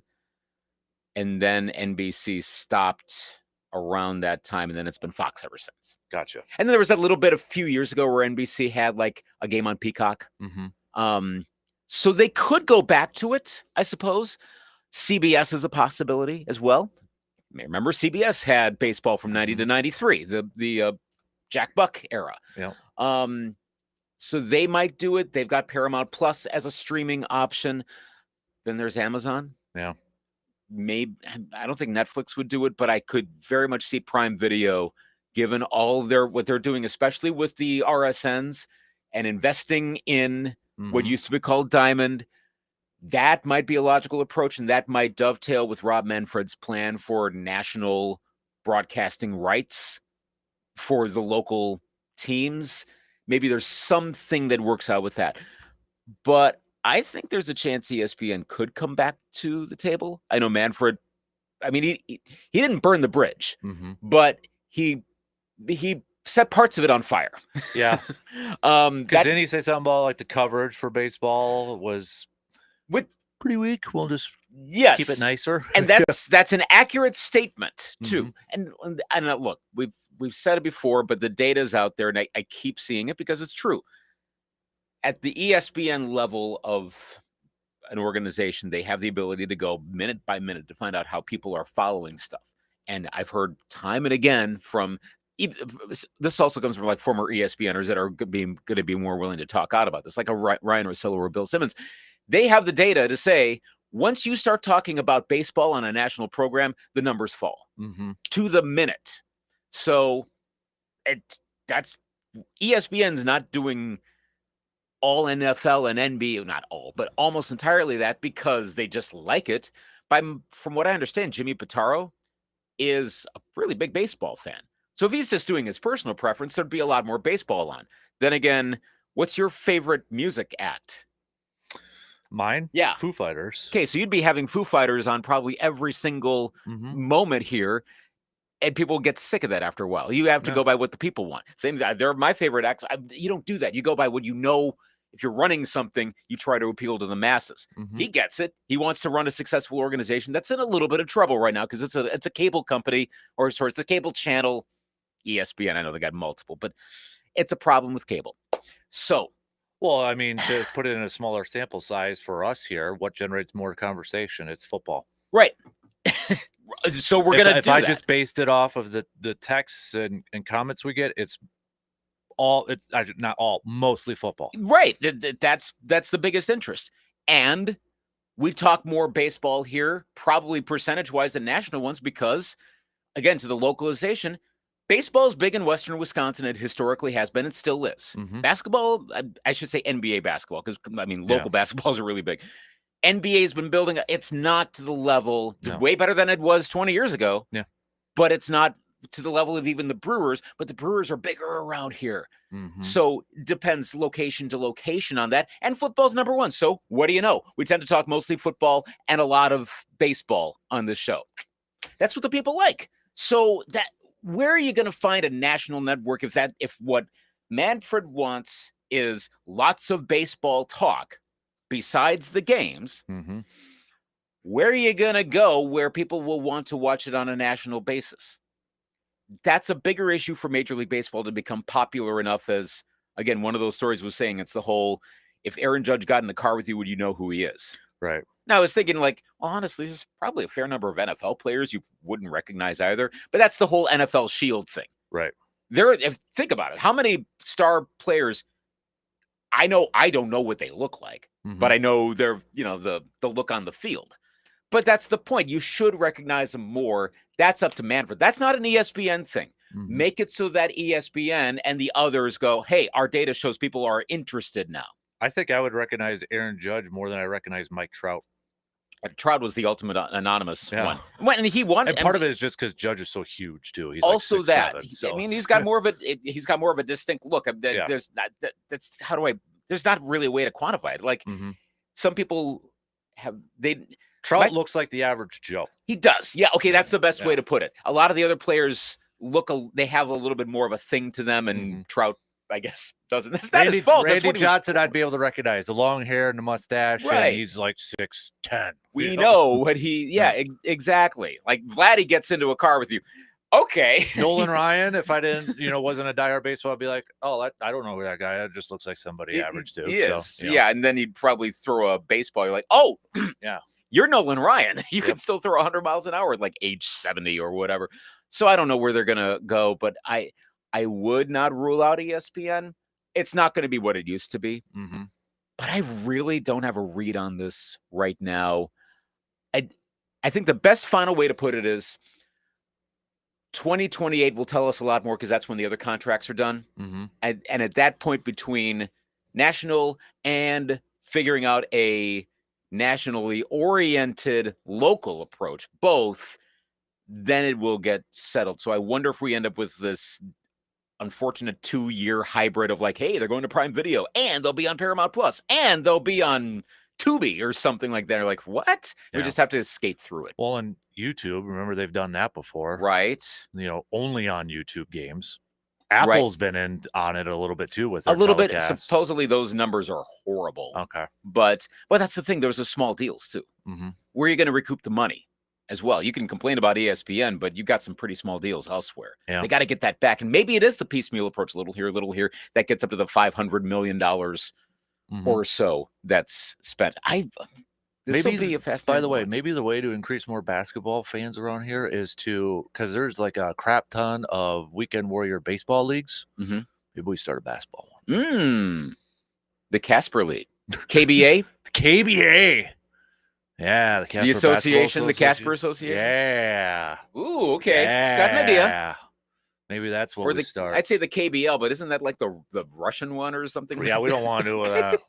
I like the KBA. word association in there. Yep. Yeah. KBA. Let's start it. Yep. Tilden's got to have a team. Tilden, just cause. Right, exactly. So Cleghorn. We got some old gyms we can find, or I know gym space is hard to get at times, but we'll work it out. Yeah. So maybe there we go. Making the NBA popular around here. Yeah. Woo! All right, 2 in. We got one more to go. Stock reports coming up here. Last call. Whose stock is rising? Whose stock is falling? I think you're going to be shocked with mine. Wow. A little tease there. Coming up after these news updates.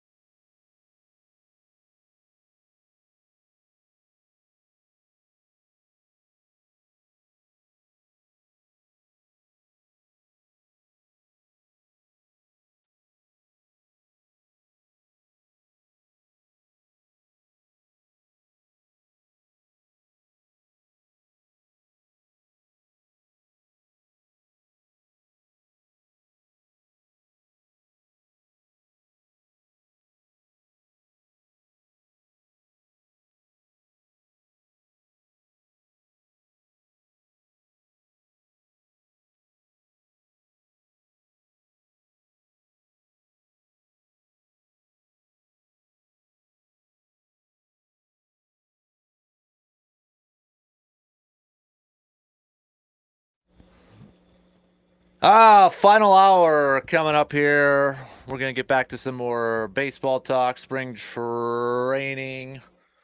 But yesterday, the Brewers, we got to see some of the youngsters, Mizorowski, Cooper Pratt, Jackson Cheerio, even playing a little center field out there, too. He looked pretty good out there. So we'll talk some more baseball with the second radio cast of the Brewers game. You can check it out on 105.1 FM, 790 AM at 2 o'clock. Before that, though, let's do some stock reports. You want me to go first? Yeah, go for it. So I did have two, but I'm going to save this one because I'm already going to give you my cream of the crop for Friday. Because I was going to say stock, but I'm like, this is good cream of the crop. So shout out to the Appleton Timber Rattlers, Wisconsin Timber Rattlers. Yes. I want that hat. I saw you posted that. Like, yep. I want the hat. I love it. I they had the Jack's Pizza in there, a little Medford shout out too with it. So I mean, I knew where that was going once I saw. It's the pizza. I want the hat. I'm a little disappointed. You can pre-order now, but it won't be there till like March. And I'm like, I want it now.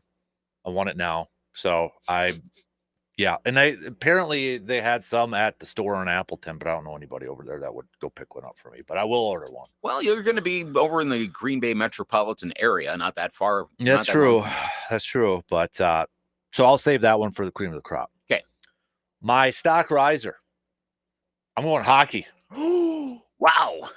Ovechkin. He's going to do it. I can't believe it. Well, I mean, that's a little dramatic, but yeah, he's going to pass Gretzky.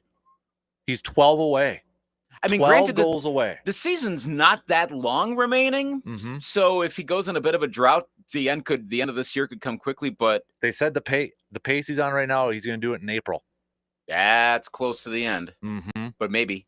Yeah, he's reached 30 goals in a season for the 19th time in his I can't believe it's been 20 years already for Alex Ovechkin. Adding to the league record he set last season with his 18th.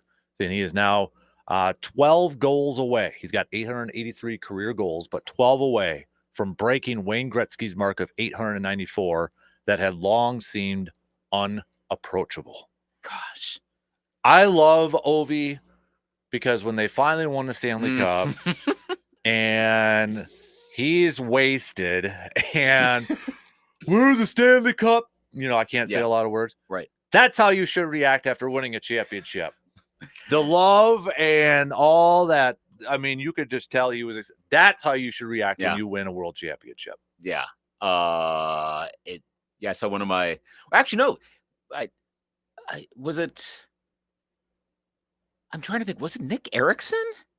Is he in DC now? Used to be. I think he is actually. Yeah. Yeah. Then it was his Instagram because I think he was at the hat trick game. Mm-hmm. I think I saw it come up on like Instagram like OV3, and of course that everyone in the arena is going nuts. He's this is going to sound like an odd comparison, but he's halfway between the super icon in terms of talent, and that's where I'm going with this, of a Wayne Gretzky, and a hang around long enough, your numbers are going to get really big. Jaromir Jagr. Well, okay, that's the better analogy. I was going to go Julio Franco, but Jaromir Jagr is probably the better one. Now, Jagr, I think, was more talented to his sport than Franco was. And Franco is a very good baseball player, but Jagr is a better hockey player relative to the rest of the NHL. Ovi is between the two. Alex Ovechkin's also an all-timer, but more so, like if you're fantasy drafting, I would probably take Alex Ovechkin over Jaromir Jagr. I mean, Gretzky, of course, you're taking number one. There is not a question on that. You're taking Wayne Gretzky all-time number one. But Ovechkin, how old is he, by the way? Ovi's got to be, let me bring it up. I mean, he's got to be close to in his 40s. 39. Right? 39, okay. Okay. So gray now, my gosh. He looks like teeth left. I know when he was, I just still have the picture of him, missing teeth and just I see like the Google images that come up there's 4 of them, 3 of which it looks like his mouth is open to varying degrees. I don't see teeth. Doesn't rule out teeth, but they're not immediately visible. I'm amazed that he's been able to stay relatively as good as he has. I mean, he's not peak Alex Ovechkin, of course, but he's good enough. He's on a very good team, an unexpectedly good team. That's probably going to help as well, that they're competing for the President's Cup, which should be fairly easy, or at least for the number 1 seed in the East. For sure, they're going to get that, but they're fighting to get some good positioning. I think he's got a real shot at this. We weren't. Yeah. I mean, the hat trick helped. I think we talked about it last year. We're like, yeah, it wasn't. But the rate was maybe a little too. That's the thing. He could go through like a 5-game drought, and suddenly he's off the pace. Yeah. But does he come back next year? I think he does if he's this close. Yeah, like, I mean, he could drop out, but if he loves it and the Capitals want him, and maybe the Caps move on at some point, but I think he's going to get it. So I was looking up. This is from The Athletic back in 2023, so it's 2 years old. But where they rank the best NHL players all time, modern players. Right. I mean, Gretzky's number 1 on this. So we're talking like WHA expansion. So like when Gretzky joins, like 79, 80 and beyond.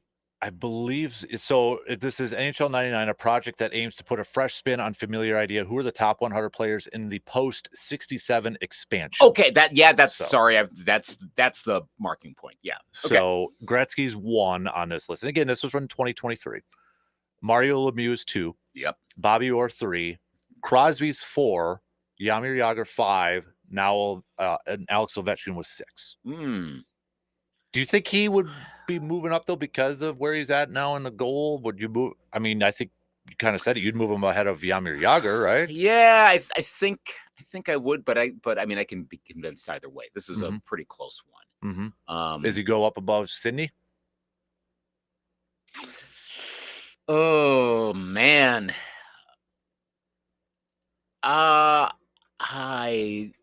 he's in the ballpark of that. I think it depends on how long each career goes. Yeah, they're obviously they're both towards the end.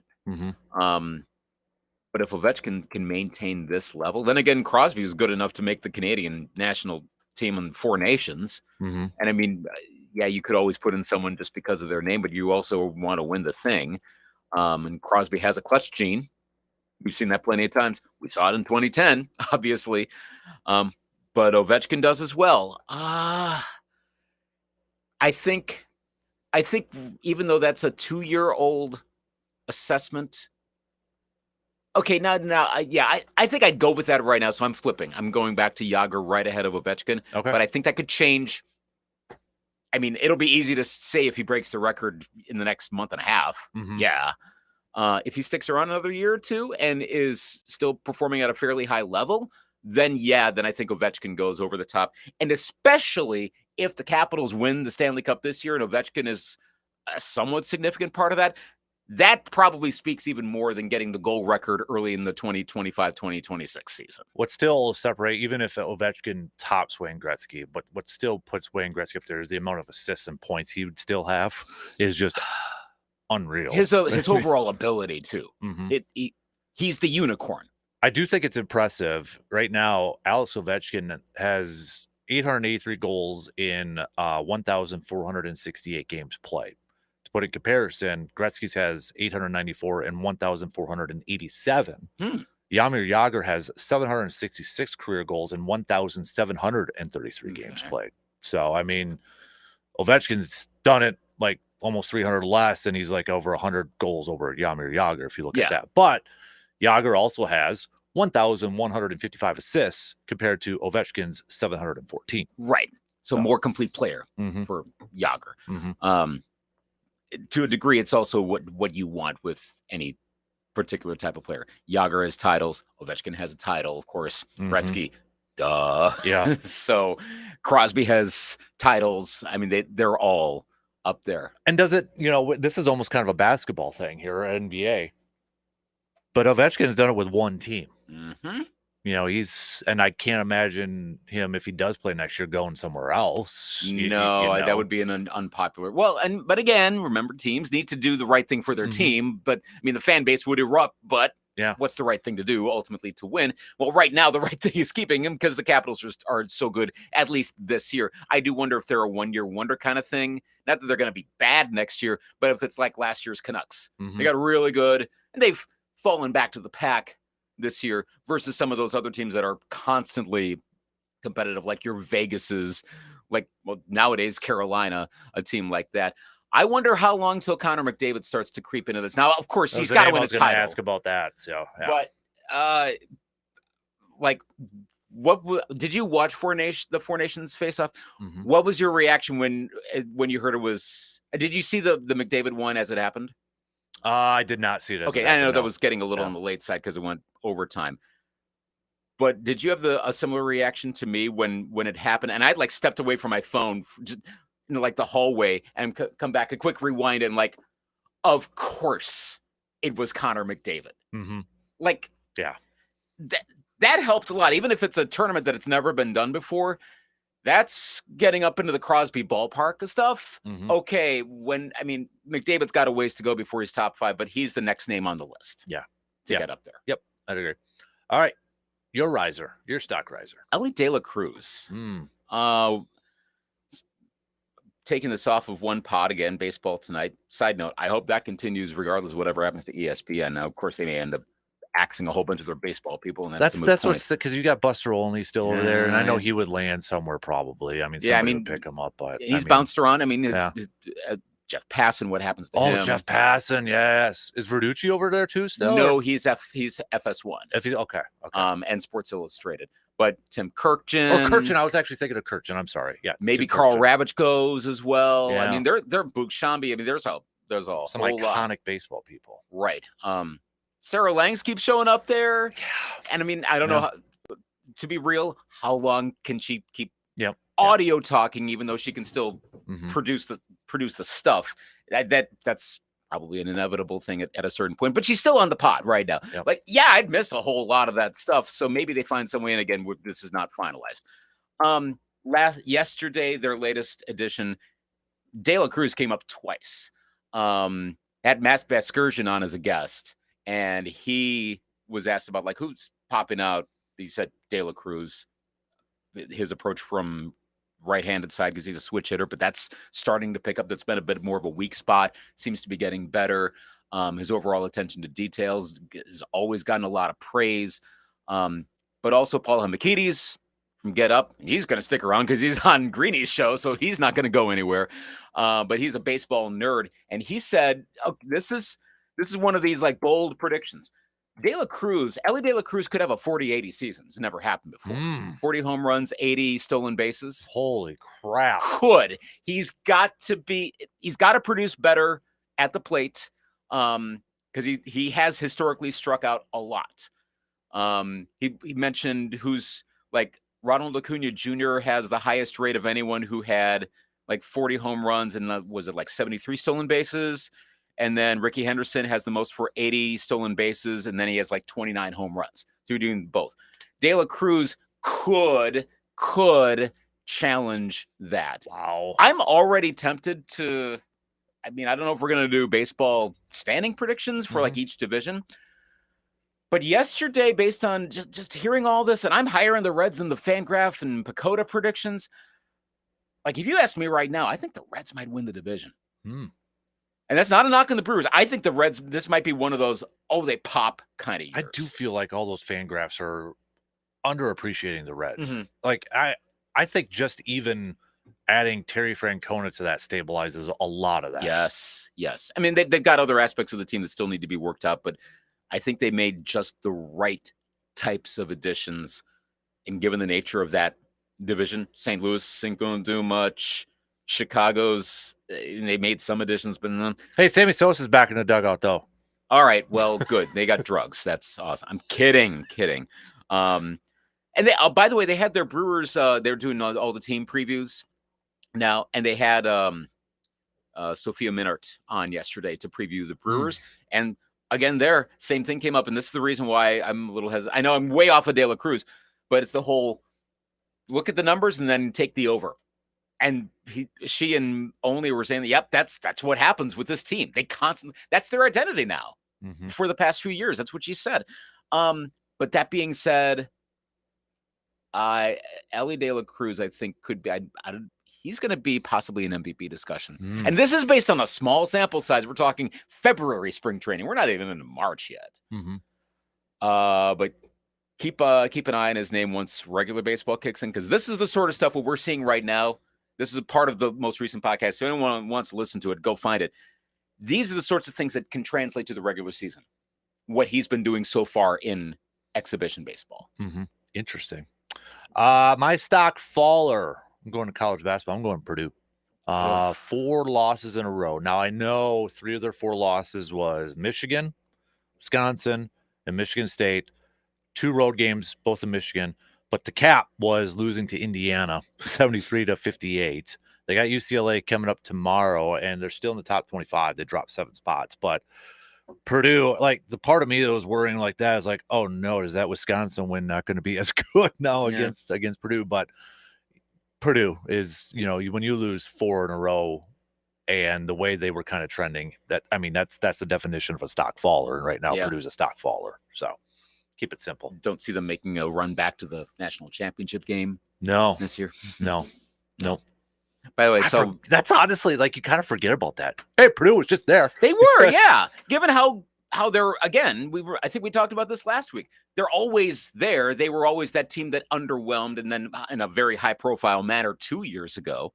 But they did it. They got there a year ago, and for whatever reason, and Zach Edey's also had a somewhat successful. The rookie class overall is kind of for the NBA. But relatively speaking, it's not like he's a complete dud either. He's okay. Yeah. That is a little surprising. We kind of memory hold that one. Right. Yeah. All right, you're a stock faller. This really doesn't mean a whole lot, I don't think. It's not going to affect future championships and the ability to win games overall. Well, I don't think it will. The Packers. The tush push? Really? Oh. You're the guys? When I saw an unidentified team and I figured, oh, wow, no one wants to admit it. And then I found out, like, in a backdoor way that it was the Packers. I think it was actually Florio. Was like, what was the Packers? They're like, wait. This has been revealed. And I couldn't find anything else that was like headlines. It was the Packers. Well, now we know. It was the Packers. Really?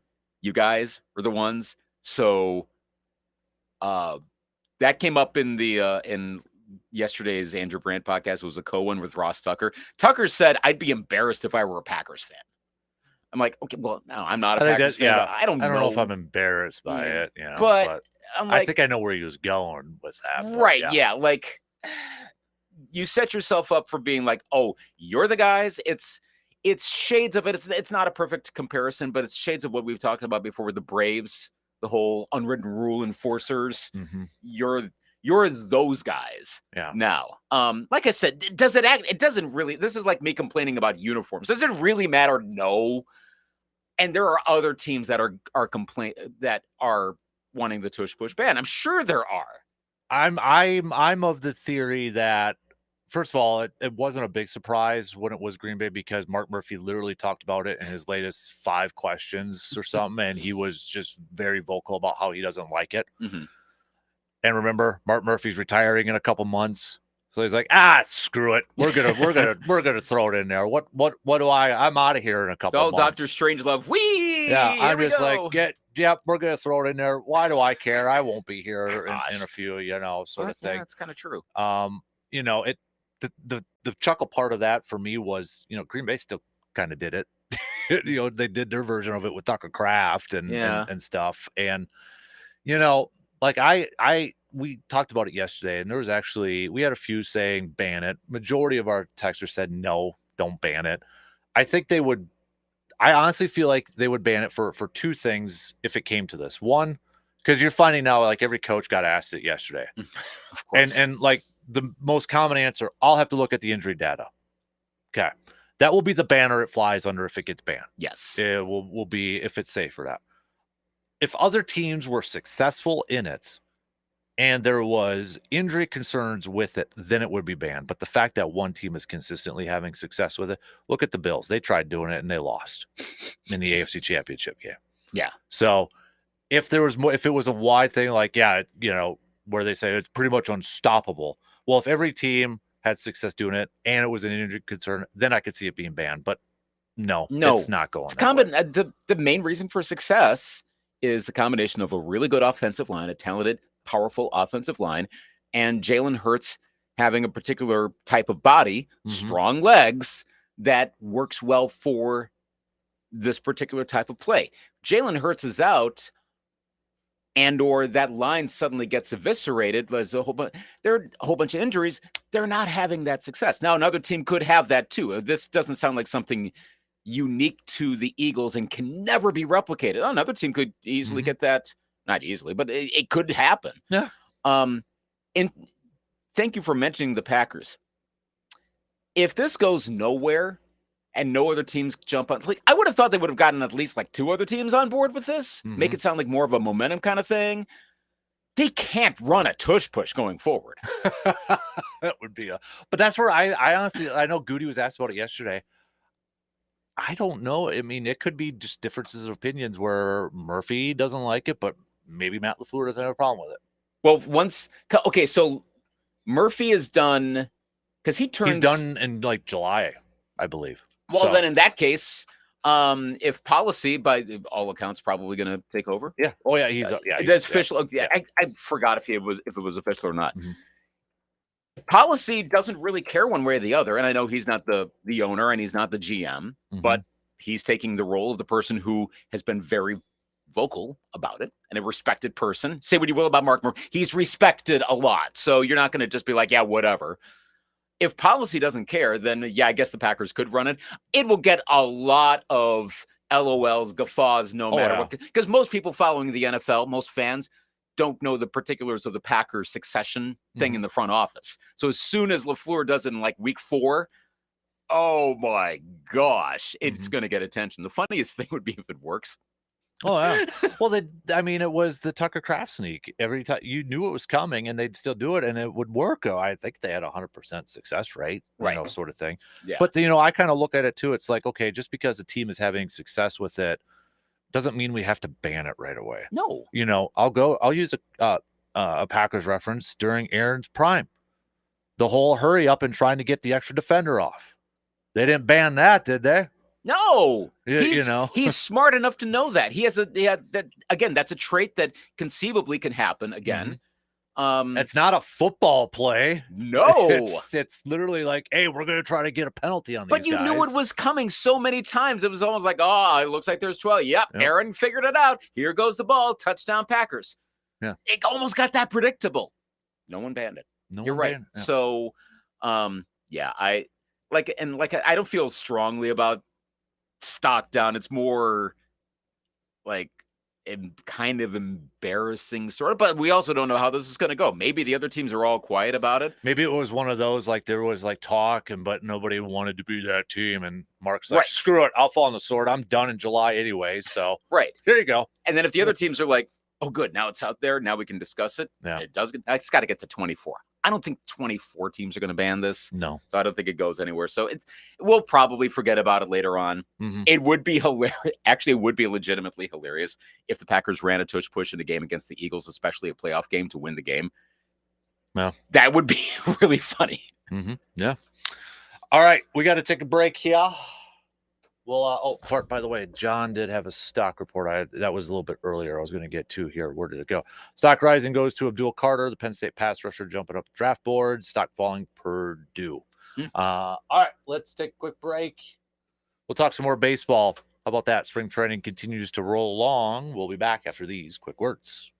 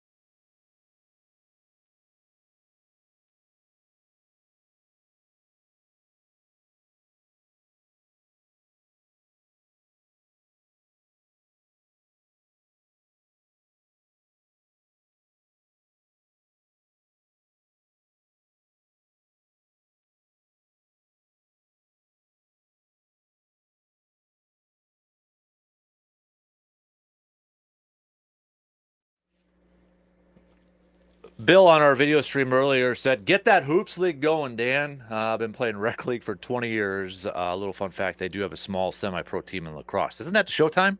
I've not heard of that. Oh honestly. yeah, I think that's the Showtime over there in lacrosse. So, but all right, we got one player for our lacrosse Showtime. Correct. Okay, yeah, we got one player. Okay. We got one player. So you need are you Like, playing? Or I'll are you play. the coach or the GM? no, I'll play.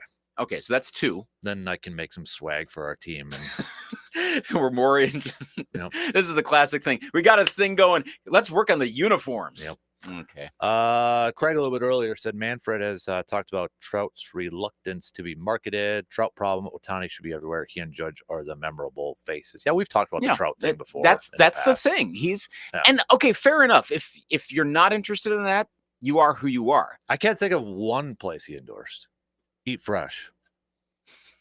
That was it. I don't know. That's the only thing I could think of. I can't think of anything else. No. Mhm. I don't think it helped that he was clearly the best player for a while. And then had the it's a double whammy of not wanting to do that, and also your team continuously underwhelmed. Sucks. See, because I was thinking about Trout in that same Baseball Tonight podcast. They're talking about moving Trout over to right field and how you probably wouldn't take him now as one of the top, because ESPN's doing a lot of top 10 outfielders right now. I wonder if Alexa still thinks about Trout as the greatest baseball player of all time. Remember that thing from a few years ago? Yes. Ooh, I should ask when I get home. Yeah. I heard them say that he's probably not one of the best now because his production has been slipping in the past few years. But that made me think he's the baseball version of Tim Duncan, the big fundamental, I guess, with the difference being Duncan and the Spurs were constantly winning championships, having lots of playoff success.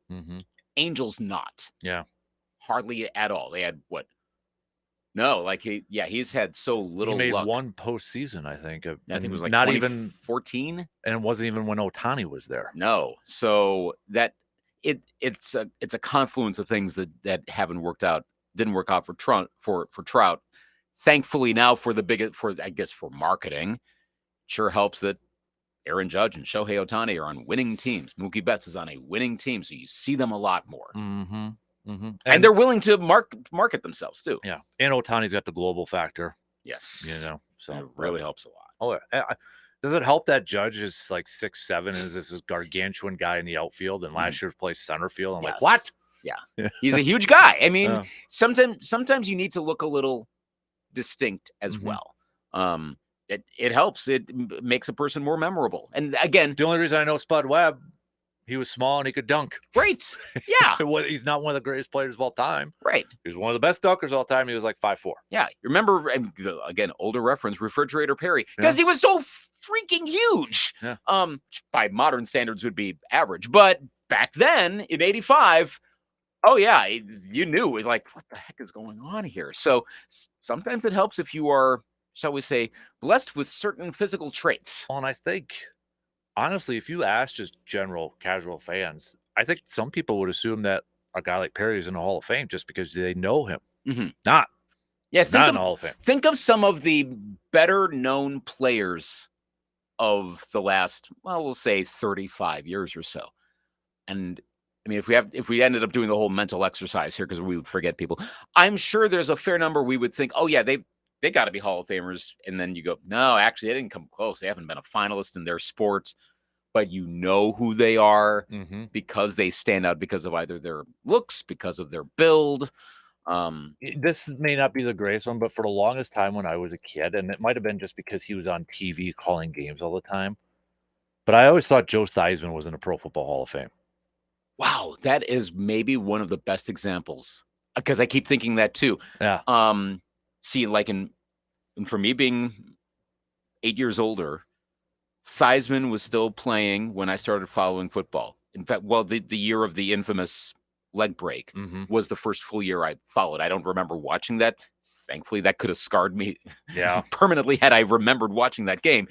But because I'm learning about football as a 7-year-old in 85, and at that point, Washington was 2 years removed from a Super Bowl appearance, 3 years removed from a Super Bowl victory. They were one of the best teams around. So Theismann is like on this seemingly upward trajectory.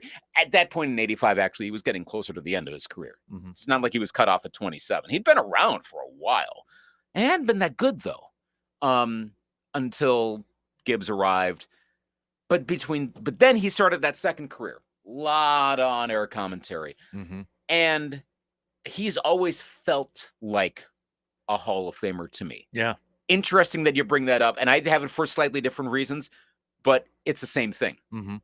Who else in another sport is like that, where they Feel like there's got to be over-index? some baseball ones out there there's got to be. I'll some bet there's baseball. probably some that think John Kruk is a Probably, yeah.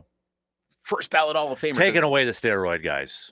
Right. Taking away those guys. Right. God, there's got to be Chris some. Collinsworth? Maybe. And Maybe for you almost some, have to go with like announcers because you see Yeah. them so frequently Mhm. that. Maybe it'll be Eli in like 15 years. Oh my gosh. Wow. There's But it's gotta- a thing. Yeah.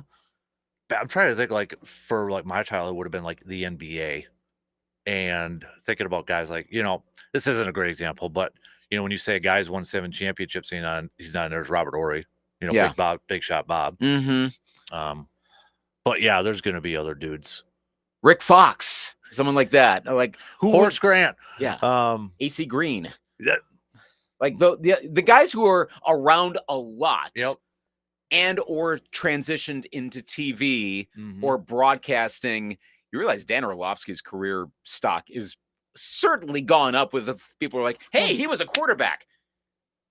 There's probably a certain age cutoff that they don't remember the step, which, okay, I know that is way oversimplifying Orlovsky's career. It also wasn't that great of a career. I think he would even acknowledge it wasn't that great of an NFL quarterback. No, he wasn't. No. No.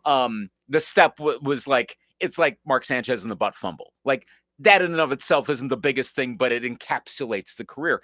But because he's become one of the top NFL take guys. I'll throw one in the NBA. And it's more so probably because they injured Grant Hill. Yes. Yes, that's a good one. Gosh, I want to say there's someone else in there that probably I would almost probably throw Penny in there because that's my guy, and Penny was, but again, that's an injury one. Yeah. So it gets tough with some of them because then Mhm. you forget, like, and also the Basketball Hall of Fame is you could be more in there open. 5 times right. for a team, for a GM, for a player, or for this team too, and it's like you Yeah. could be in there multiple times. Yeah. So that the one where you're really going to be like, whoa, would it be baseball? Mhm. But then again, there with baseball is the issue of how many players, especially modern players, do you know? Let me throw a versus- baseball player at you. Bernie Williams. That's a good one. So I was trying to think of some Yankee teams. Well, gosh, you could take the late 90s, early aughts Mhm. Yankees dynasty. Mm-hmm. I know Andy- Nomar. Yeah, Nomar Garcia Parra, talk about a miss. But yeah, that's the point. Nomar, you go with the. I mean, I know that was a Mhm. thing in Boston, but that led to the SNL sketch. That breaks Yeah. down to the casual fans. Yep. Say what you will about the sketch. Was it that good? Hey, people remember it. Yeah. But yeah, there are a lot of like I'm thinking of Scott Brocious comes to mind. Yeah. And not that I thought he was a Hall of Famer, but there's a guy you were always hearing about him because he was a regular contributor on a very good team. Mm-hmm. Not even close to a Hall of Famer. No.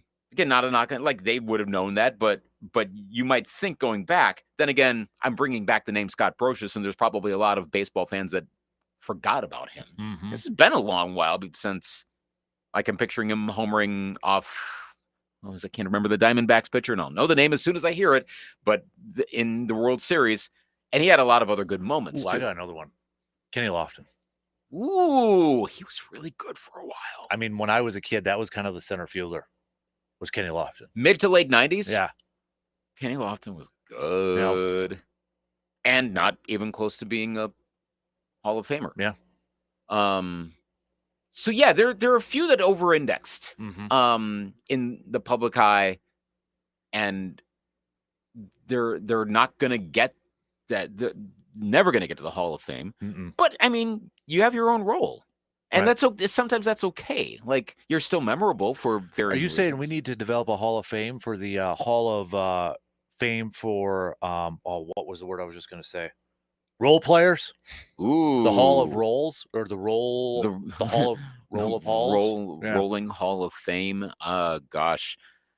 Role players are just as valuable. Well, okay. I mean, Robert Ory then is a first ballot Hall of Fame. I mean, he's part of the Mhm. inaugural class. If Yep. you're going like all sports, he is absolute tops on that list. That might be a good segment project idea. Ooh, best role players of all time across sports. So like your utility guys in baseball, who's like a really good football example, because there's so many positions. It's kind of tough to be a utility guy there, but you can be. But I mean, Dante Hall. Okay. Yeah, there you go. So someone like that who can bounce around a little bit, or like a career backup. Yeah. Roger Craig. He's not in the Hall. That would be a Tom Rantham, because I love playing with him on Tecmo Bowl.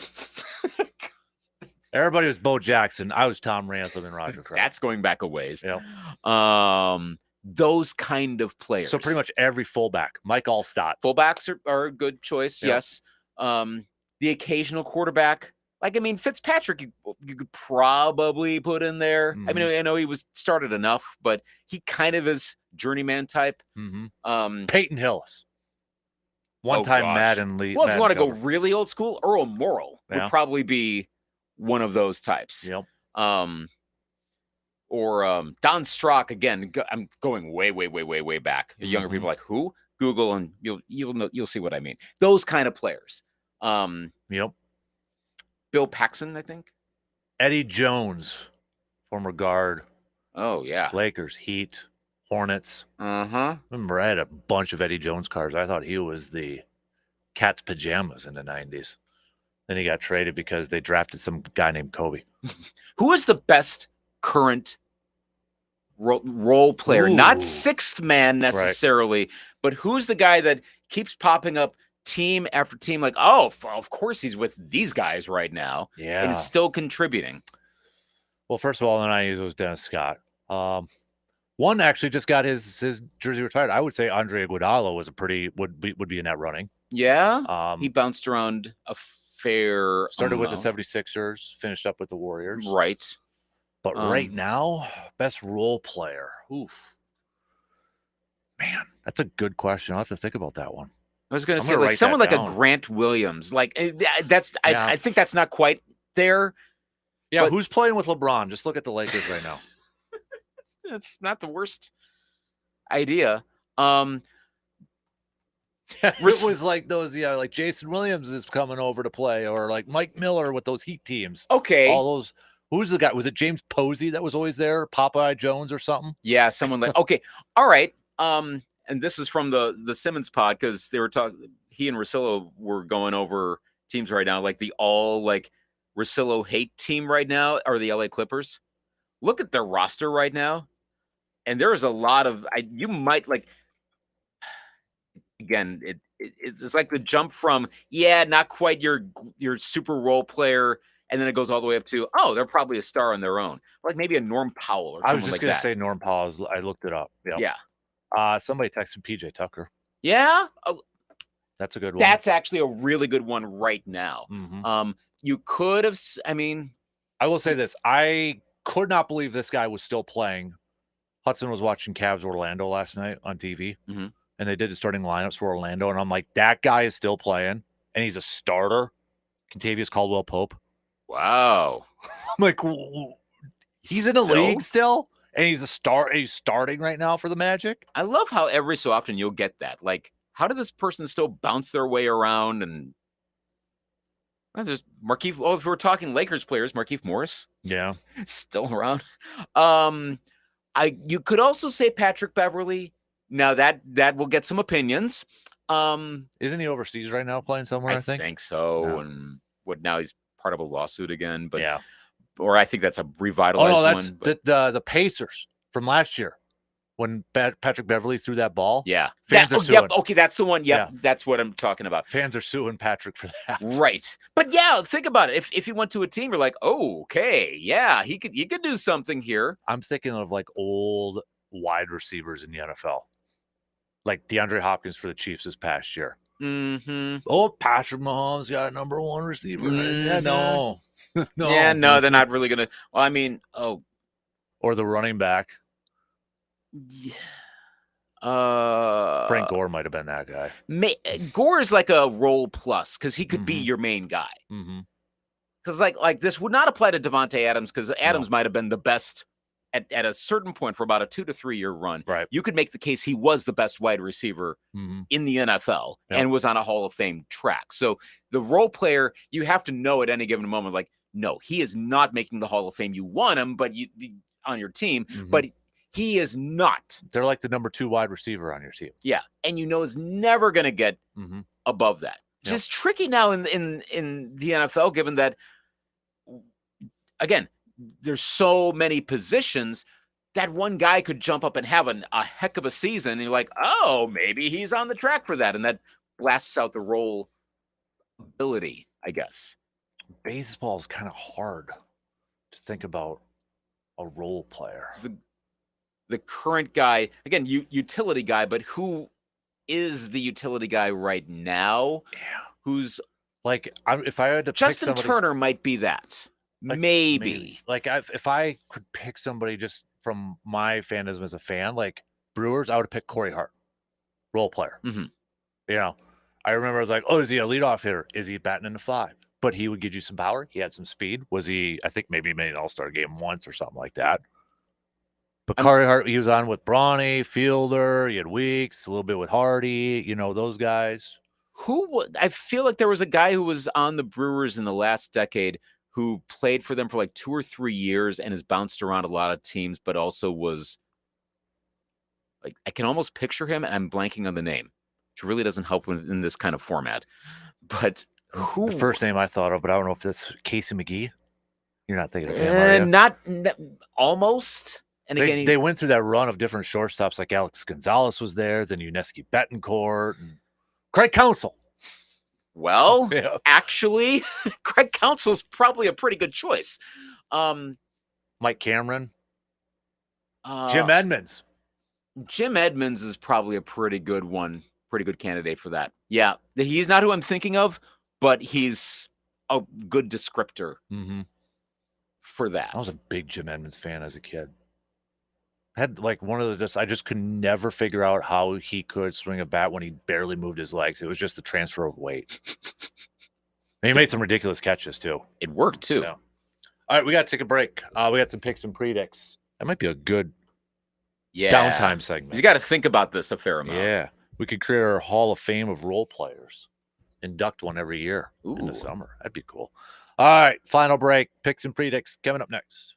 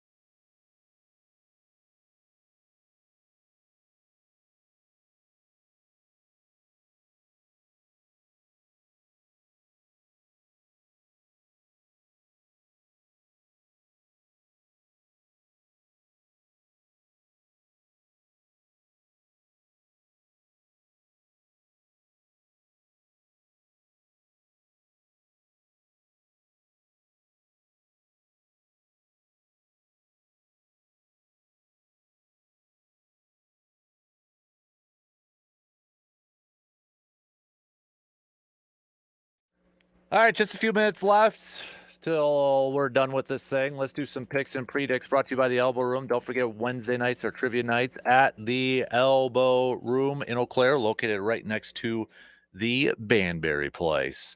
Last night, Luca beats his old team, but it was in LA's, right? It was in LA? Yeah. Wasn't it? Yeah, it was April in LA. 9th is the homecoming. Okay. That will be fun. Yeah, that will be. So, but he did have a triple-double last night against his former team. They're a pretty hot team right now. They are, unfortunately. Let's do some NBA picks. We've got the Sixers taking on the Knicks. Knickerbockers win that one. Yeah.